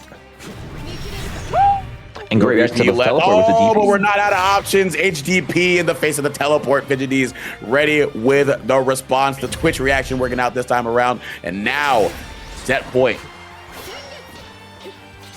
Yeah, really early start for Fidgety's here. Just put him to the corner. BC's don't want to let him out. Wants to keep him in jail. There we go. No risk taken from Castillo. I like this. You know, doesn't want to do too much. Just kind of let Fidgety spend all his cooldowns, all his options, but just gets caught by Dash L. Right. But drops, he drops the refund combo. Huge, and now even bigger is getting these Ascaria to get out of the corner, slowly inch our ways out, and we've sensed the urgency. Ult DP to deny any more advantage to Lucilius.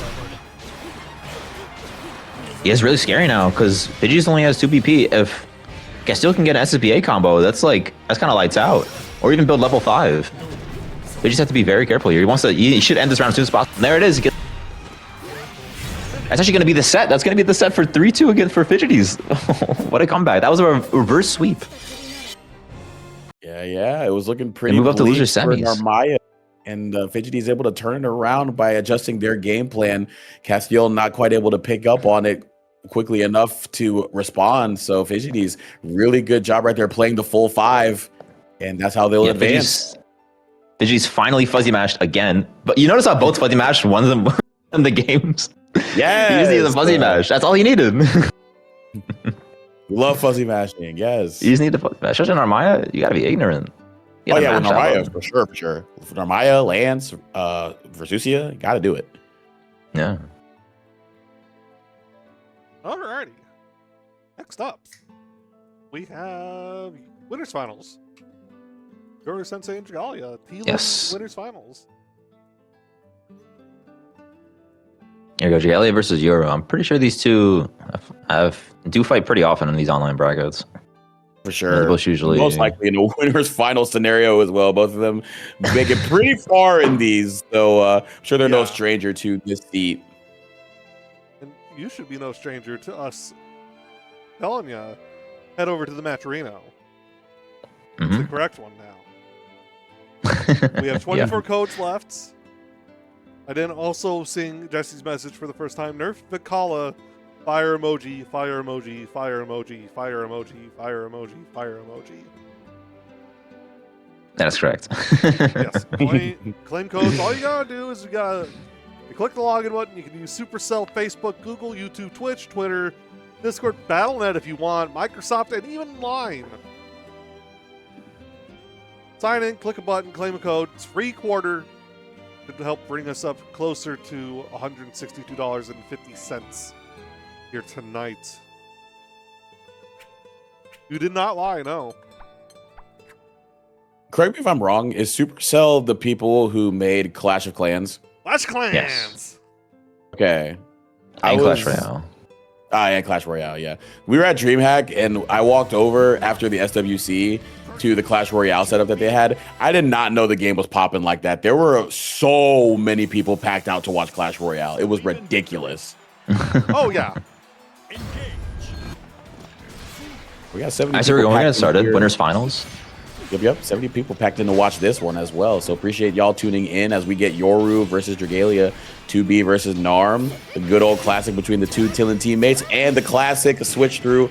Oh, trying to do the classic corner offense, just running up with the command dash into the throw, but Yoru just ready for that handshake between teammates being denied.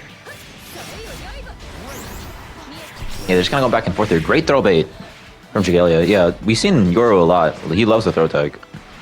So if we see Dragalia try to exploit this, then I see some good stuff here. Oh, but he also gets throw baited. He gets now gets brought to the corner. I gotta worry about this 2B pressure. Oh, just runs in, just does try to do normal strike throw. No space stuff. Okay, they're both just kind of feeling each other out. No one wants to make too big of a move. There we go. Now Dragalia is running in.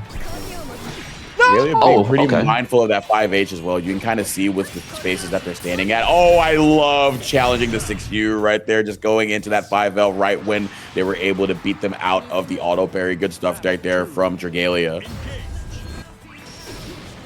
Oh, there we go, Rockets. Yeah, Rockets is a very powerful round start, too. I don't see many 2Bs do it often. It's literally just like, it's the win. 3+ frames. Yeah. It's just that it costs like a large amount of skill gauge, which is fair. But yeah, we already seen a ton of damage done to Dragalia already, but Dragalia gets the back throw. Hopefully he gets some of that damage back. Oh! Yoru just pressed a button, but fortunately no conversion. Oh, unfortunately. Gets caught trying to hold up. Yeah, we've been seeing Dragalia being very active on defense, and that time choosing to hold up rather than mashing on the 6U reset, where Yoru was actually just not actually really going for it that much, just really running more of that normal strike throw pressure, and caught them jumping on out of there. And now we can get more of that here. We're already forcing them in there, jailing them with that JM, the buffed JM as well, just so people in chat are reminded of another reason to complain about the character. Yeah, that jam is absolutely absurd. But I think the reason why Dragalia wants to hold up so bad against Yoru against 2B is because he wants that far H to whiff, and you know what we just saw is that far H whiffs or 5H, he gets that kind of free punish, but it does kill him if he's wrong. So it is very high. Yeah, we're gonna see Yoru cash out with the SBA here. Dragalia low on health, you gotta be careful. Can't do anything crazy. Tries to jump in, but Yoru gets the fade away. It shoots away with the laser, taking game 1 now. Yeah, Chris, you made a good point about trying to hold up to get over the 5H pressure that 2B loves to do in that corner, but Yoru identifying that that's the exact game plan that Dragalia probably wants to go for, using those JLs and JMs to jail them in that corner. So really good heads-up awareness. And yep, look at this JMs, man, just shutting that down. Yeah, it really is like the best air-to-air button in the game. It's just like absurd. They gave it to she's the queen of the skies. But she's not even from around here. She's not even a Skyfarer like that. I know. Isn't that crazy? He doesn't even go here. Oh, but you're going to go right back into the corner trying to use the ultimate dash to get out of harm's way. Really sitting at that spacing where we can punish it on a whip. Good stuff there from Yoru. Yeah, it's going to be a clean kill here. We're taking this first round now. Battle 2. Engage. It's looking kind of rough for Dragalia. Just having a hard time trying to navigate this neutral. And just 2B in general. Oh, actually, great whip punish. There we go. Caught Yoru trying to fuzzy mash. Throw tech, do something. There we go. Caught again. Yoru. Yeah, Yoru just does not want to be patient here. He wants to get out as possible. Yeah, see, even with DP, he does not want to block. Looking for the cross up slash throw bait and the double jump. We still putting our Maya in the corner, and yeah, the throw finally lands. Yoru was probably thinking that Dragalia would stop jumping, but nah, we're American. If it doesn't work the first couple of times, we're gonna try it a third time. Oh my god. This is very scary though. I mean, like, he's still gonna have a lot of health. He's gonna be brought. Get hit by it. But even if he gets hit again, it's not gonna be death. Literally all he has to work out for is R. Okay, now he can take maybe one more throw. Okay, now he has to be scared for real. For real, for real. Oh! Oh! The throw whiffs, but it's a little bit too far. I wish Dragalia was kind of ready for ult TP instead of throw tech there. But just kind of waiting for something. Now it's gonna be 2-0 now for Yoru.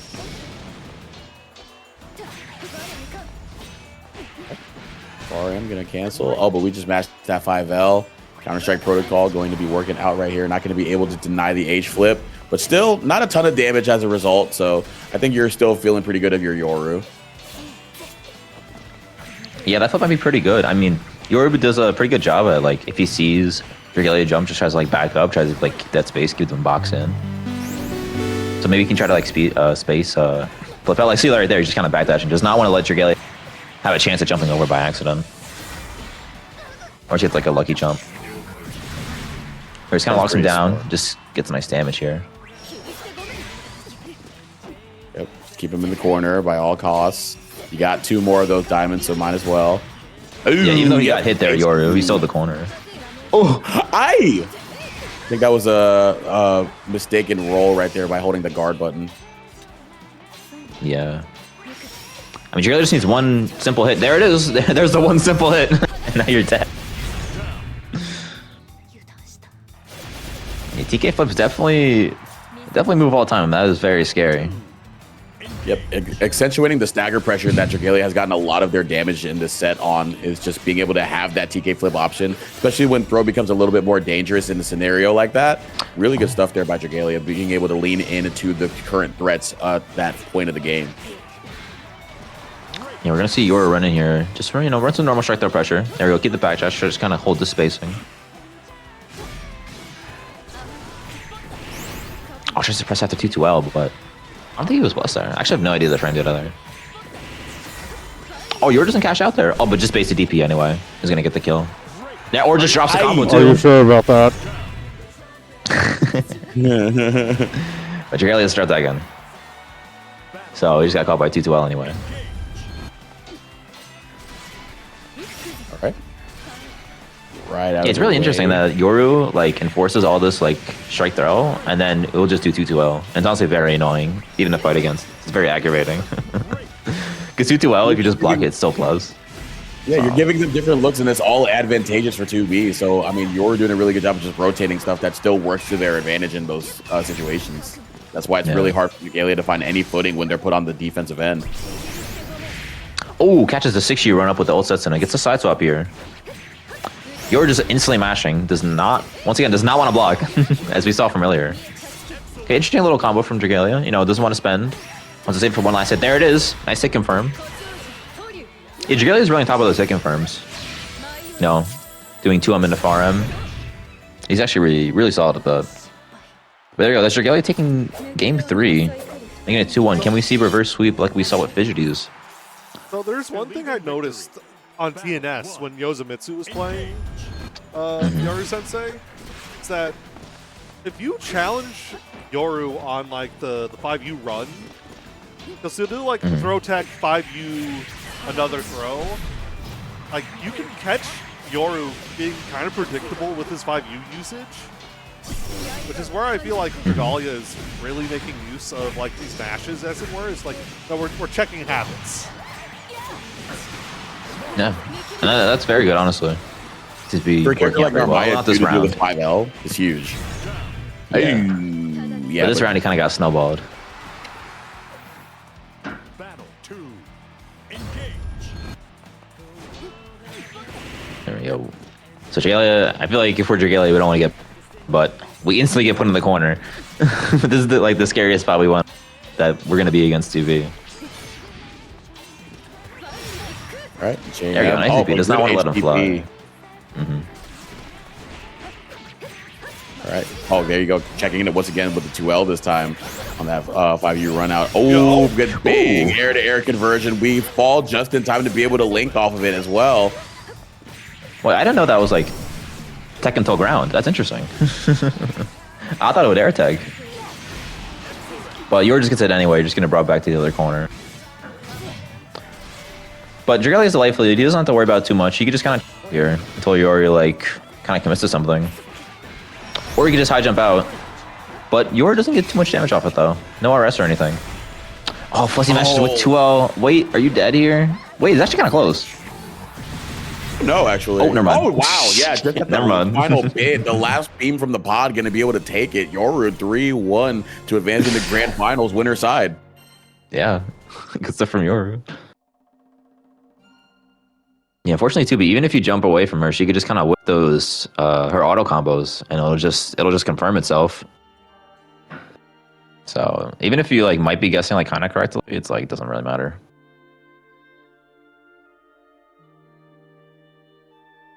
So I believe we will be jumping back down into loser side now for more Narmaya action potentially. Going to be J-Mam versus Fidgeties, and it's going to suck too because we're pretty much, if Fidgeties wins, we're pretty much guaranteed Narmaya at some point in the rest of the bracket. So we'll see if J-Mam is going to put an end to the Terror Twins running the Narmaya, or is this going to be a moot point because Yoru's just going to take it anyway? Either way, we got our final four here. Let's see how it all unfolds. Yeah, we're definitely going to see Vicky here. You know, I feel like Vicky's definitely the better matchup here. You can't change your message. You can always donate to add another message to the matcherino. We still got codes. Come codes. Yeah. But yeah, we're gonna see the Vicky here. This is just like a classic zoner versus grapple matchup. You know, it's just archetype differences. So Vicky's always gonna be doing good against Ladiva. It's just that she has to play the certain spacing, and if she just plays that, then Ladiva should actually just have like no way to win. It's actually kind of crazy. Yeah, I feel like Stars, when that comes out as well, like you're just like, all right, well, game is over. GG's, go next. But Bomb has also been a really good item. Yeah. Yeah. Yeah, Bomb's really good, but also like if you have that space on like the tip of like the H wheel, or just like that kind of like area, that's like where you want to be. And it's not really much Ladiva can do there. She just kind of has to hold that. But this H headbutt is actually pretty good. This is gonna net J-Man a lot of damage here. Oh, this is really bad actually. You got 0 BP. This is terrifying. Yeah. You got maybe one or two more guesses. I don't think you get DP. Oh, you do get old DP back. Oh, wow. No, we kill items. This? Oh. No 2-1 for you. Okay. Oh my god. Okay. H Rodent Rhythm to seal it in a very scrambly end of game situation, but Fidgety is able to take it in round 1 of game 1. Yeah, that was kind of insane. That the cannonball is just like a bit of a spacing issue. Here we go. We're gonna see Jam get in kind of early. Bring Fidgety to the corner. Once you get to the corner, I feel like it's gonna be very scary. Plus frames, a nice BC on that. Even though it's plus frames, it's like the easiest BC of your life. Doesn't matter. Jamon's just gonna keep getting hits. You can't do that. That's a projectile. It's projectile invuln. You can't do that. You can't do that. Oh no. Fidgety's just guessing incorrectly. Oh no. Oh, okay. So Yo, she's just heading her way in. It's literally been between doing that for Rodent Rhythm and through the teeth and through the DP that J-Bam has been able to have any sort of advantage. And now we're just slamming our head up against this East Coast corner right here, prompting a BC out of here because Fidgety's is on death's door. Yeah, that was crazy. J-Man was just like, wait a second. Headbutt's working out. Let me just keep using it. kept working. All right, but this is really nice for Fidgety. Just gets his BP back, takes away all of J-Man's BP. He still has a lot of health left, so it's going to be a lot of churn through, especially with no meter. It's going to still need like maybe like 2-ish hits, maybe 3, depending on... I was going to say 3 interactions at a minimum. Yeah. I mean, if you get 2 good combos, 2 strays. Here, this is the zoning that I was talking about. Like, you don't want to be too risky here. Ooh. Oh, nice round throw. Baby. Oh, through the bombs? Yo, that was Aura. Yo, that was crazy. That's Fidgety's taking game 1. Battle 1. Engage. Alrighty, 6XL to start things off. Oh, I believe they tried to go for a skill to beat the teeth once again, but it just wasn't ready in time. But we still are able to run up 6XL, prompt another BC to be spent. Oh my god, yeah. Turning up the burners in the aggression. And I guess that's what you really have to do in this matchup. Oh no.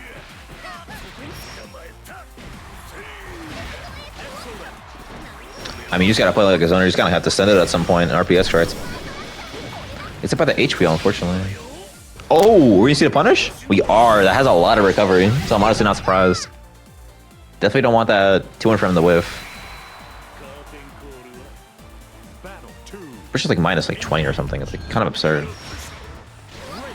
Yeah, being able to make that whiff is so huge for really any character against as Ladiva especially, and getting that big punish. Even larger, and now we're sitting at a large range here, trying to sit at that 214L, 214M, which is really big too because you can mix up between the 2 versions because you can't roll one, you can roll the other. So if you can sit in that range, like you were saying, that tip of far H range where you could also throw out that 214L and that 214M to throw J-Man for a loop, pretty big. But right now we're playing a little bit further back, throwing out these Rodent Rhythms, these 236Us, putting the traps out, just creating all the space that we can because J-Man does have 100 meter, and that's Lariat territory. Oh. Fidgety's unfortunately fuzzy match and gets caused by the SBA. This is really bad. You die in 1 hit. Guess is wrong. Get your BC blocked. You're still guessing wrong. You guessed wrong like 5 times. Like, and nothing was confirmed. You just got hit. That shit was crazy. But JM taking game 2 now. It's now 1-1. But yeah, that was actually, that's what mid-tier Vicky. That's what the Vickies want. That's why we don't want Vicky to be buffed. Jesse was right. Don't buff Vicky. That's what we're going to get if we get buffed Vicky. We're going to get this actual zoning. Oh, we're going to combo bomb, but drops it though. You can't. Oh, what? That's the. What? Oh, it was fast enough. Whoa. I can't believe it was fast enough. All right, Star's still out as well. Got Cannonball on the deck, so we're going to put that in the cannon, get us a bunch of hit stun, bomb as well. Look at all these items keeping Ladiva at bay. More Cannonball, jailing them in the air. 36U, the maze, the labyrinth that is the Vikala zoning for Ladiva not being able to be navigated effectively. This is what they want, man. The fusion, Grim. This is what they tell me. This is what they all want. They want this evil character. She looks all happy, all fun, but no, this is like her true nature. Beneath those friendly eyes is a malicious demeanor. Yeah. Javen's trying to headbutt his way in. Oh, doesn't get the throw punish. A little bit too late on it. Could be a bit tricky, but he just misses out on it. We're just gonna keep this spacing though. We got good items. Catches the jump with the 2H. There we go, and all these good items. Oh yeah. 0 BP, but she has to touch us. Yep. We just back away. What you gonna do? We could have just killed. Bot dodge on the U lariat right there. Just gonna get the back throw. 236U. Out of the way of the forward cannons. We might be putting up a few more, but nah, we're catching the BC and being able to cancel into the Dormouse beam. Fidgety's up 2-1. Yeah, that was some insane luck from Fidgety. Just getting like really, really solid items there. Getting bombs, getting cannonballs, spike balls. Really got everything. Here we go. He's gonna take some initiative here. Oh, gets hit by the star. Oh no, you got clipped. We're not gonna see much damage, but some damage is any damage, or any damage is some damage. Yeah. We're just gonna get boxed in with these items and the cannons. You don't want to be. Oh, finally the old Lariat gets caught, or it catches Fidgety trying to do something. It doesn't get caught. Like the last few times. All right, JRS. Here we go. Got the taunt. Additional damage. Gonna do the taunt again. Oh, he goes wrong. Hold up. Your guy caught holding up. I wonder if they're going into the taunt to sort of bait their opponent into holding up because they know there's less frame advantage. So it's like an I know you know this sort of thing going on. Because with the recent buffs, she doesn't have to do that anymore. The damage just still sticks after successive command grabs. So maybe it's just a bit of a mind game being done there by J-Man. Either way, good waiting out of the way of the sweep, but not out of the way of the old Lariat now that we got all that meter because of the buff meter gain on our Headbutt of Love going through projectiles. Yeah, I believe the taunt is only like +5, so maybe you're onto something where it's like, oh, it's not that much frame advantage. Let me just try to mash here, but she's still very plus, you know? Oh no, it's yeah, like an that's illusion. still unapplicable. Yeah.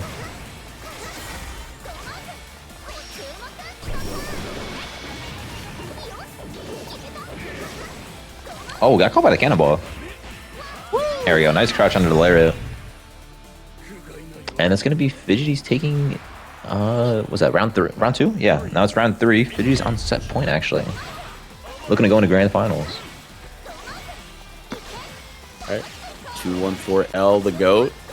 Keeping Ladiva at bay, trying to crouch and move through them, but still being able to play at a really good spot. Tried to 6-2-3. Did the J-Man do? Oh, the final hit of Headbutt of Love going to hit. What? Yeah, that was kind of crazy. We're gonna see DP here out from Fidgety's. Get some bombs. Get some nice bomb look. Does not want J-Man again at all. Runs him with the SBA command grab super again.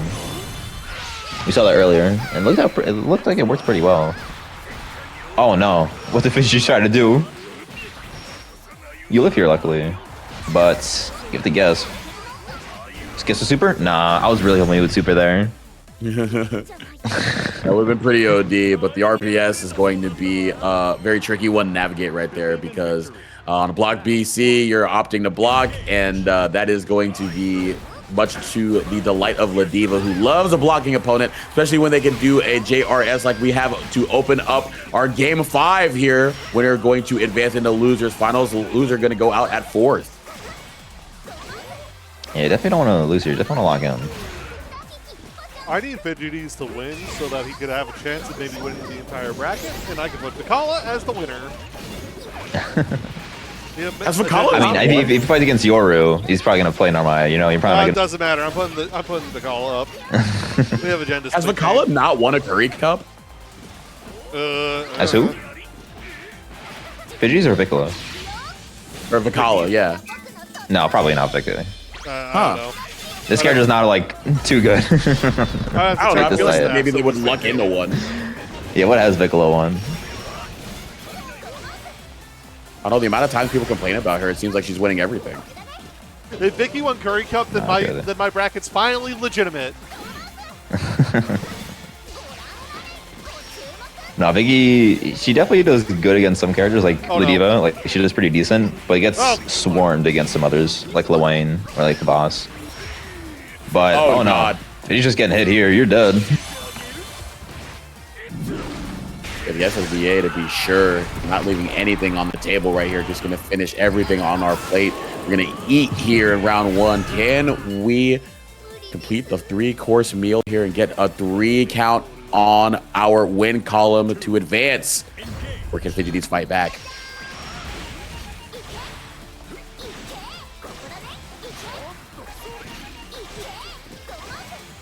Yeah, Jammin just trying to do anything, trying to do something. I see him starting to do super jump now, but he doesn't want to super jump too close because I think that's just kind of like a free anti-air for Vicky. Despite all her high recovery. All right, Rotom Rhythm. There we go. Was able to spot dodge in time finally. He got caught by that a few times, but a bit too slow. Oh, farming to nothing. Jammin just presses on wake up, does not care. Oh, does headbutt a little bit too late and gets thrown. Now that is a crazy punish on the late cancel right there. Going to be able to get that throw. So Fidgeties now final game, final round being forced. Vicky now being a little bit more aggressive, sitting at that far H range, but you're welcoming J-Man to be able to get started here. Got the sweep, but had the BC to get away from a very perilous situation. Yeah, Fidgeties just trying to chuck out all these 2-6 uses as much as possible because it does so much chip damage. You know, he doesn't want to save his meter for anything else like DP. DP's kind of useless. It just gets killed by headbutt. But this is actually very good for him. Get this meter refund, got stars. Actually, I think it might go away. Oh no, he still got stars up. This is really huge. Gonna try to wait for Fireball cooldown to come back. Cannonball on deck as well. Oh, we just got good items. 2, 3, 6, 8. So we got 2 of them bad boys. Oh no. Oh no! Lariat gonna be blocked. So now we get the RS. Don't we lose. made it out, and this is how J-Man can win. Don't lose your composure. Don't lose, bro. Okay. No way. The late Smashes ultimate DP. DP we put away because of the headbutt of love, being able to beat the projectile reversal. Fidgeties pulling it out at the right time to be able to secure the set 3-2 over J-Bam. Oh shit, it's Dragalian Fidgeties. No, we're gonna get the wrap here. No! You think they're gonna do that?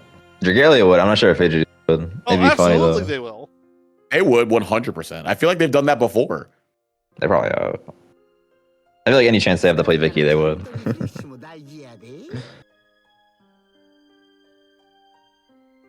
Alrighty.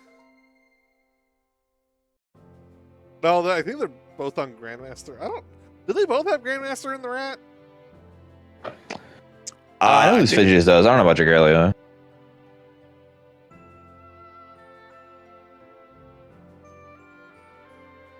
Nope. I guess it does. I guess I answered the question. Oh, baby. What are we doing for charity? Oh, they're trying to figure it out for charity. My monitor. Fuck. They're trying to figure out what to do for charity. Speaking of charity, hey, I still see 23 codes left that we can claim by going over to the Matcherino, logging in with anything from Supercell to Google to Twitter to Battle.net and Line. Claim some codes. All this money is going to be going directly to Nizer after tonight's bracket to help out one of our owns in a hard time because of the American government.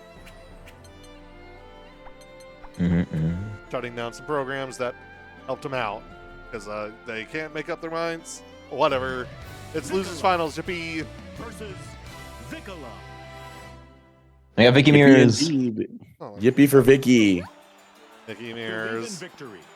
Battle 1. Engage. Look, That's you said you true. wanted Vicky to win so you could put them on the graphic. So this is what you get. I don't care that they true. played mostly like they played Narmaya into bad matchups. No, they're both getting the rat. I mean, we've seen a lot of Pidgey's Piccolo. Yeah, like Fidgeties is gonna have it no matter what, but because Dragalia is doing it this year, no, double rat. No, around, okay. All right. All right, which one's which? So Pidgey's is the pink one, okay. Yeah. Adriel is the Halloween one.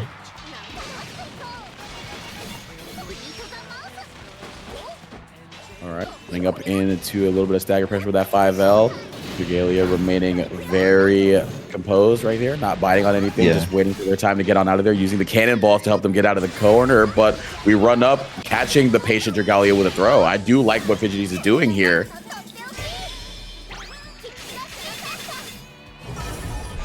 Definitely kill here.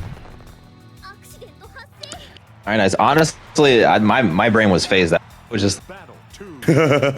but like no data was processed in my brain.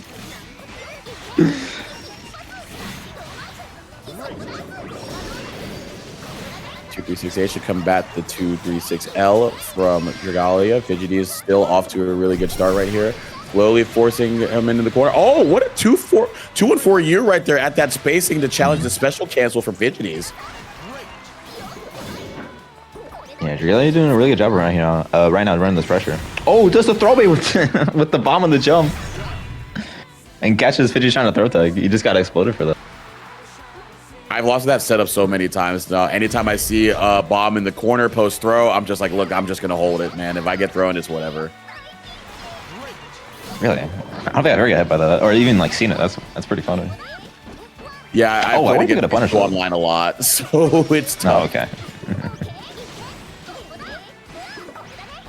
There we go, big combo here actually. Get the drop too? Oh no. Oh, Mishes is a little bit too far for the close edge. There you go, just More kind of DP bomb. out. More fireworks, more explosives.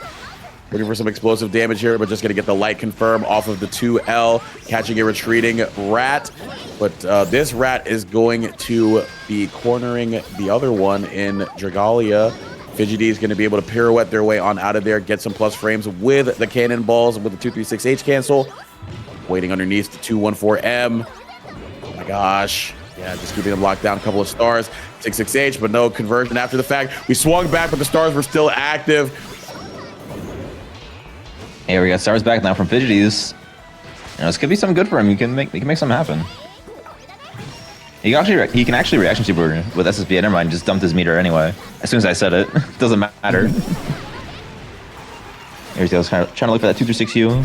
Trying to do something. Throw out the cheese. Get the cheese. Get the cheese. Get the cheese. Yes. Yes. The early rat gets the cheese, I guess is what we're going to say. I don't know. Either way, Dragalia taking the first game of the set here, losers finals between the two Vicala players, and now we're exchanging some Dormouse beams. Nothing like a little bit of 214M between friends. Nothing like a Shpee either. Yeah, Fidgety's offense is honestly really strong. Oh, gets caught by the frame trap on the close stage. Can you kill here? This is Vicky damage, but it's a close stage starter. We don't really see that starter too often. There's a lot of damage. Yep, get the link into the super as well, so this is added damage. Oh, you are dead. That's Oh, dead. crazy. Yeah, 15K. Heck yeah. Battle 2. Yeah, we never really see Vicola's like really big damage because her heavies are so like kind of bad frame data wise that we just like never see that kind of starter. It's very rare. But there we go. The spike ball is just getting a weird angle on the cannons, but gives them a full combo. Oh, we're still going. Oh, okay. triple We need spike ball 2M there. combo. Yes, triple spike ball combos. More activity, more hit stun. Oh, 214M going to beat the startup of 214U from Fidgety, so Dragalia slowly pushing Fidgety's in the corner, but now we're the other way around here. The Link after the Roto Rhythm, the 2M. Not going to be able to build super here, so likely going to set up into the heavy trap. There we go. Nice reaction. Oh, you're dead. Yeah, really nice reaction from Pidgeys. A nice recognition too. To just kind of do SBA because it's always going to be cinematic. So if he just throws it out, it's like as long as it hits, it's okay. But now tying it up, and now it's 1-1. Battle 1. Engage. 214L to start things off here. Put Dragalia on the back foot, but good answer right there. Quick mash into 214L, 214M to keep them at bay. Meeting them up in the air. It really feels like we're sharing the same brain cell right now because, my God, these are very common options being shared between the two, and it's just a matter of who's been swinging first. Oh, yo, can we do a combo? Please convert, please convert, please convert. I think Fidge was just having fun kind of baiting him. Kind of trying to bait a fuzzy mash or a throw tug. There you go. Drea is actually cashing out, which Fidgety's refused to do.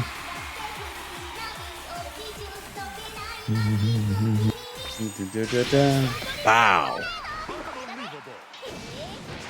Oh no. Oh, just his back thrown. Ah! This is really scary now. Oh, 2 spike balls in a row. Who's got more luck? Oh no. Oh, that was a really good ship out sequence from Fidgety's. That was actually very smart. Battle 2.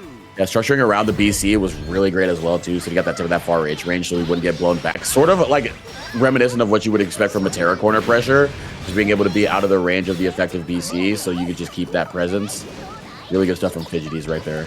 Yeah, characters with that are like really powerful. Like you said, Matera, even Lawine has that too. It's actually like kind of crazy.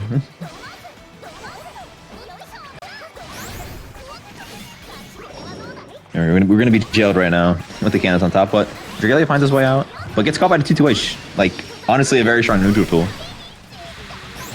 Oh, 214U, hard knockdown from a distance. They ship that express these days. No added cost needed, but we are paying the toll here if we are Dragalia. A lot of our health bar being taxed through all of these interactions that Fidgety's has won.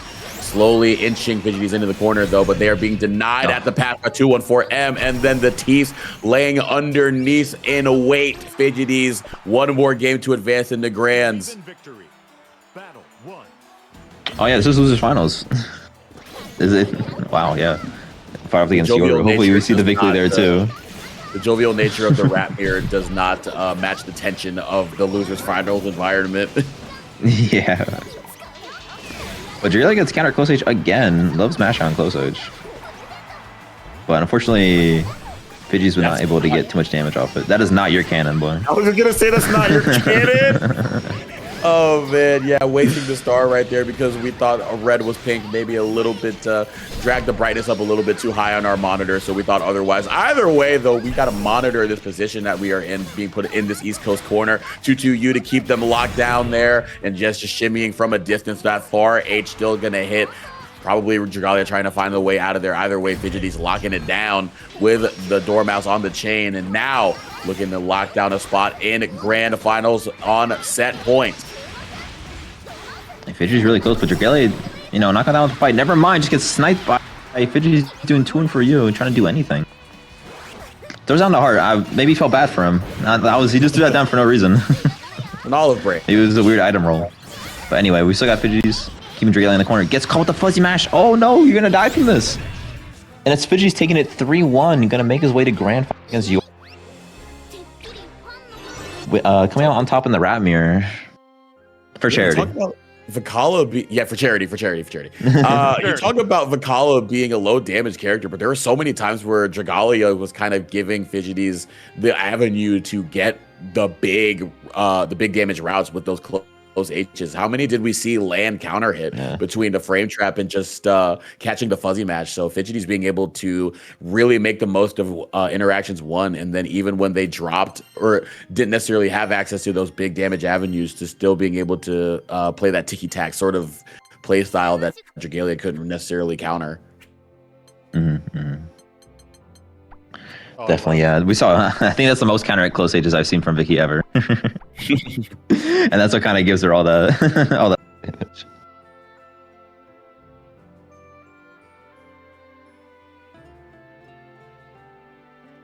I mean, she gets really lucky with items too. She can get all that damage, but you know that's RNG.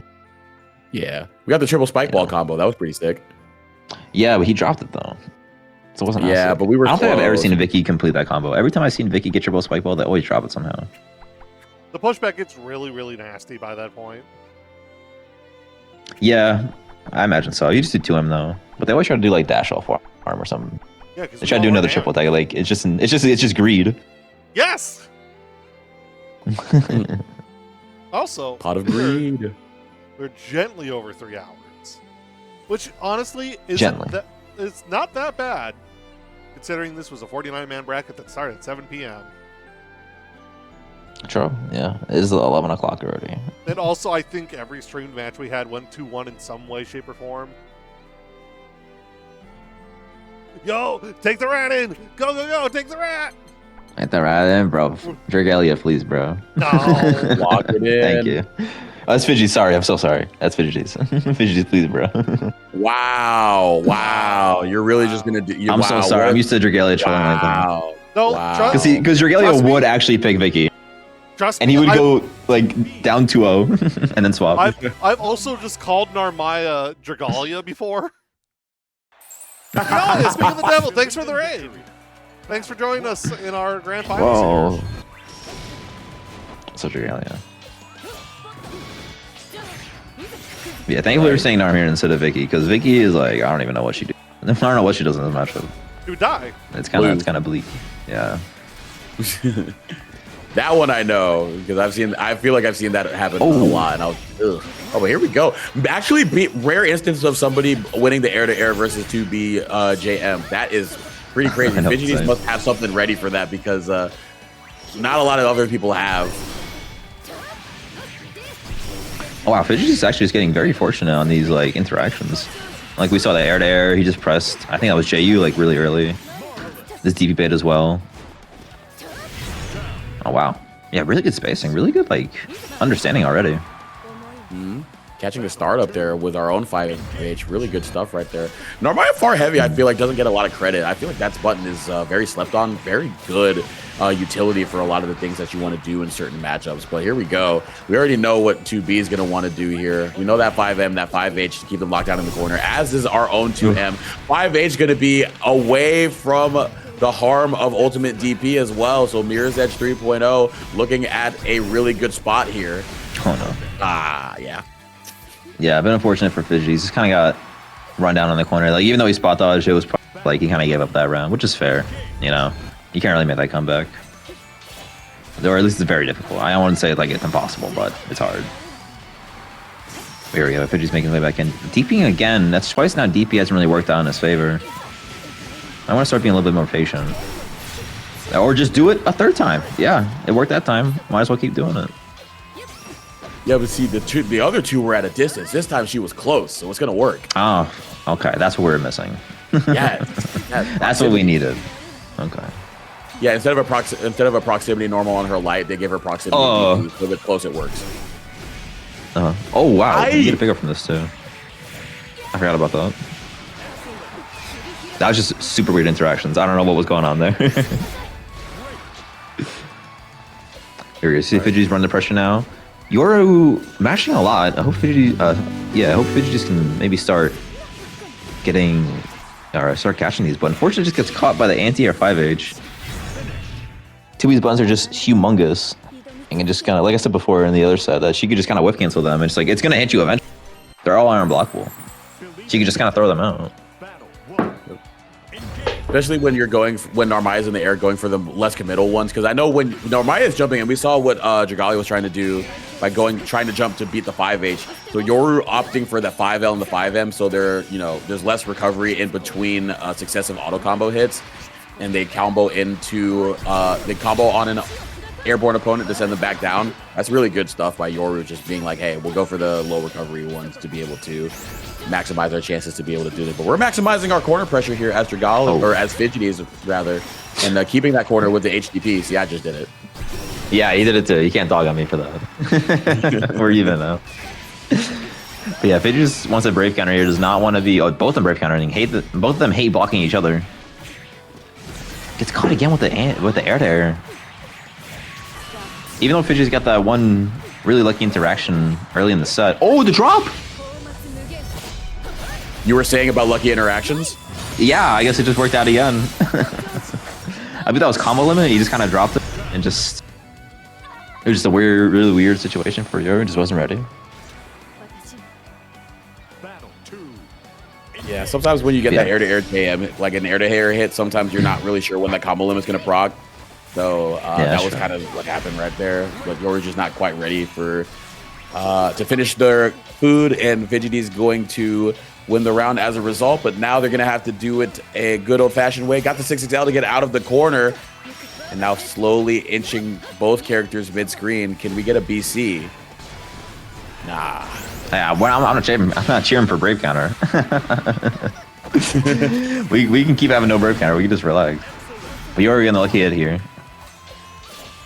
Takes away BP and just does a chunk of damage, keeping Fidgets in the corner, but gets caught trying to 2H, I believe. Trying to do something, maybe hold up as well. Yeah, nice little cash out here. Now they're both kind of even on health, you know, but now Fidgets has the corner advantage. But let's Yoru Brave Counter. Kind of lets him out too. It doesn't.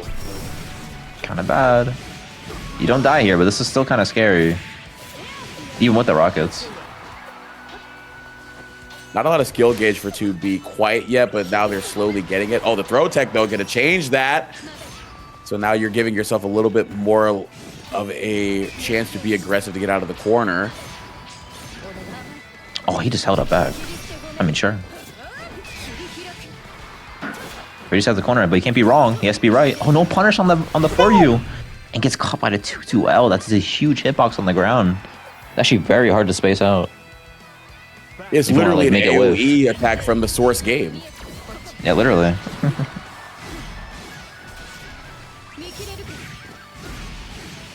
Oh, that's tough. Tried to use the rising DP to smack 2B out of the air, but somehow 2B just out of the way and being able to catch them on the way back down. A lot of damage, a lot of favorable positioning on the screen right now for Yoru Sensei. Oh, we get to Osasuna though. I'm not sure. Couldn't get the side swap, a little bit too far away. And Yoru just kind of trying to keep Fidgets locked down. Does not want to let him jump out. But Fidgets gets the hit here. This is going to be a lot of damage.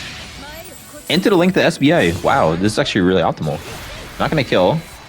But did a really nice chunk of damage. Yoru just mashing, man. He does not want to block. Oh, and he got crossed up. Oh, man, the corner steal on the heavy flip right there. That's good stuff right there from Fidgeties being able to take game 2. So navigated through it, or navigated through a very unfavorable start, but was the recipient of a very lucky drop from Yoru and was able to make it count. Yeah, but he's still throw attacking here and getting caught by these 2-2Ls. It's really hard to throw attack against Yoru because he just loves doing 2-2L. And look at this, he just can't even jump out either. He's always in the air first, you know. He's always jumping. There's no reason not to. You can't punish him. The worst that's gonna happen is he's gonna take like the last hit of DP, and it's gonna do like 100 damage. You know, very little risk of multiple. Very yeah, you're just gonna close out that round very quickly. Stable game plan, stable combo to be able to go up in game 3 as we are knotted up in the game count. Oh, meeting the heavy transient with the 2L run up there.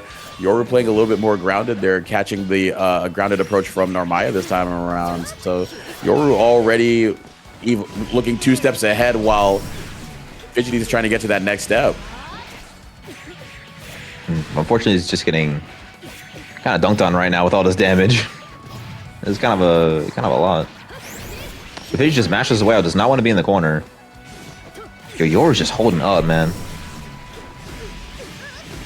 He's not want to hold anything. Can he kill here? No. Maybe he could kill RS, but no. We didn't have the meter for raising. Yeah. Yeah, I noticed. But yeah, this is Yoru. Now on tournament point. Making it 2-1. He only needs one more game. Rolling out of the way of the heavy trying flip. to catch him. Yeah, you can sense the aggression from Fidgeties right now, definitely turning it up because the other ways that they've tried to play around what Yoru has been doing with their game plan has not necessarily worked. So they're just trying to be as affirmative as possible, as assertive as possible. Oh my God, try to reset, but Yoru already calling it out with the UDP. Are you serious? Yeah, I guess he's just mashing on hit, but yeah, you're right. Fidgety's being like a lot more aggressive. He does not want to. He's supposed to grab him by the neck and not let him go. And keep him locked down in his corner. He can't kill here, but don't want to let him brave counter. But gets the counter hit brave counter. Doesn't side swap. Doesn't do anything crazy. Oh my God, laser the wire and the rockets. Oh no. BC back. Yoru's not at chip point just yet. Nearly there. Yoru also has all this meter. He just needs one hit and he can kill. But Fidgety's with the ult TP. Catches Yoru trying to do run up throw. Yeah, we were so patient there, just waiting out the strikes and the strike throw. And you saw how Yoru was being very mindful of the UDP. So at that point, they were just like, well, they're trying to just take the throw. They're going to take the throw here as long as possible here because they know that they can eat a couple of those. But right at the end there, the UDP, really good stuff right there. Finding the right time to be active defensively. Oh, really good spot dodge on the 2-2L. It's kind of scary. You have to really spot dodge that at like a really specific timing. Or also just get hit by the later active frames. Here we go. Yeah, Fidgety's locking down the corner. Yoru's just holding up back, trying to catch transient flip. But Fidgety drops the combo. Just gets the hit. I wish he just kind of cashed out in the SBA. Can he still get the kill here? No, he can't. Okay, Yoru's at chip point though. But Fidgety has no BP. One hit and he's dead. That's unblockable. Oh, you died. Oh my. And he sent them flying too. That's crazy. Brass, why'd you have to say it? Sneaking out the round. Battle 3. Hey, wow, just pulling out the unblockable at the last possible second, and Fidgety's not quite ready for it because you know what? Like we were saying, they were playing very patient, and that time Yoru was just like, you know what? I'm gonna force you into a situation that is, you know, literally an unblockable. So what you get for holding down back, you get killed. Yo, so now we're at tournament clash? point. Yo, air throw clash. That was insane. Oh, why are you trying to 2H2B? And they're putting a really bad spot here. You gotta fight your way out. Okay, DP catches the backdash. You're just gonna keep the corner. Oh, gets the anti-air with the 5L. There's a lot of damage, but you're not dead. We're gonna cash out, but it's very close. Fidgety still has something in him, but just gets run up thrown anyway, and that's gonna be Yoru. Taking Curry Cup number 30, I believe, yeah. 3-1 against Fidgeties. Yep, once again, the champion to be Yoru Sensei piloting the character, the guest character, feeling right at home in the sky-faring brackets and to the dismay of our TO.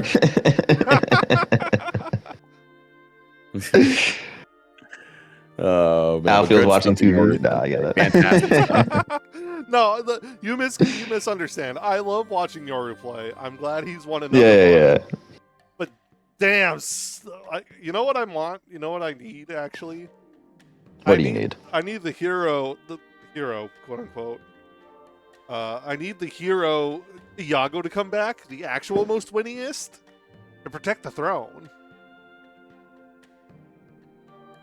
Iago, yeah, I mean, we saw him donate. Hopefully he comes back sometime. Maybe he's busy on Mondays. Nah, he's been taking a break. Oh, okay, well, that makes sense. Yeah, that's true. I haven't really seen him too much lately. I think he was in Paragon, but, you know, he has been entering too frequently. But yeah, that was good stuff from both players, Fidgeties and Yoru. Really congrats. I just want to say, really good job with them. Again, if y'all can, head over to the matcherino right now. We have $1,567.5 in the prize pool. How many? 100. Shut up, both of you. 675. You said it, not me. I have nothing but a man of the people. Well, I'm on commentary with fucking children. All right, good night, man. What do you mean children? How old are you? I'm 27, but I feel like I'm older the old. than you, I'm the motherfucker. But why am I I'm the only adult in the 22. room right now? Okay. In all seriousness, if people could seriously go ahead and try and claim these codes, I see there's 74 of us. at least in this chat, there's probably more in Khalil's. You can please head over to the Matcherino and claim some codes. It takes 5 seconds. This is additional money that will be going to our pal Nizer, who, like we've been mentioning throughout the night, has been kind of getting worked over by the shutdown of the American government, and a lot of the programs that he relied on are no longer there for him. So, if you could head over there, either to donate directly, or if you donate to the Matcherino, I'll be taking the funds and donating it directly that way. The important thing is that the codes are free. That's free money we can give to one of our own community members who could really use the help, right? Again, I know there's a lot in the pool, and I'm sure some folks will be like, "Oh, I want the money for the for the win." That's the nice thing about being an independent TO. I get to do whatever I want. I've done this before with other pals, with other good friends of mine. I want to do it for the community members when I can. You know what, Berserker Swordsman? You redeem that code, but also you should do it because you're helping people who could use help. And what better reason is there than that? The rat will give you a cool, I don't know, clip. Yo, that was sick. But no, seriously, y'all could be really nice. Zoma, Grisk, do you have any pluggables you want to plug? I'm okay. I mean, I'm okay actually. I don't really have anything personal. I'm chilling, you know. Okay. Follow me on Twitter, I guess. Grisky0. Sure. Yeah, go ahead. Follow me on Twitter as well. Twitch.tv. Twitter.com/Zamir Stills. Also check me out on YouTube, Zamir Stills. I've got some Grand Blue stuff on there. Some uni stuff as well. Just did some music, or got a lot of music stuff going on as well. And gonna be posting about my KOF journey pretty soon within the next couple of months because funny enough, I just beat the SNK World Champion at SNK at KOF. So I want to talk about my journey, but until then, just keep it locked over there. Right on. Also, stream Sick. M Groove Max Mode 2025, the official soundtrack. Yes, thank you, because streaming pays peanuts, but those peanuts add up. And Right. it's also, if you like CVS 2, the album is functionally that, but like dedication to other games. Really good. Gracias. Alrighty. You can find me on Twitter at Aaron Curry _ Twitch is Aaron Curry. I'll be heading to Midwest Knicks Fest here in 2 weeks. So if you're coming out to Minneapolis to hang out for a weekend, play some video games, say hi to me. Outside of that, that's it from us. I see Ninebreaker's doing an open lobby. So I think I'm going to go raid Ninebreaker. Hell yeah. So y'all have a good night. I'm gonna wait a little bit for the codes to be done and ask people to claim them, and then I will post. The other big thing is that I will post proof that I am donating the money. Because again, unlike Arturo, I actually have receipts when it matters. Okay. In all seriousness, that's it from us. Nice. Y'all have a good night. Thank you so much for watching us. We will be back next week. That's the other thing. 2 weeks from now. On the 17th, I will not be having a Curry Cup because I will be in Minneapolis after the end of Midwest Mix Fest, just hanging out with friends and doing, like, Ball of America shit. I don't know. We'll figure it out. Like, there's things to do. I'll probably get a hot dog or something. Surely. Y'all have a good night. Bye-bye. Bye. Bye. Thank you.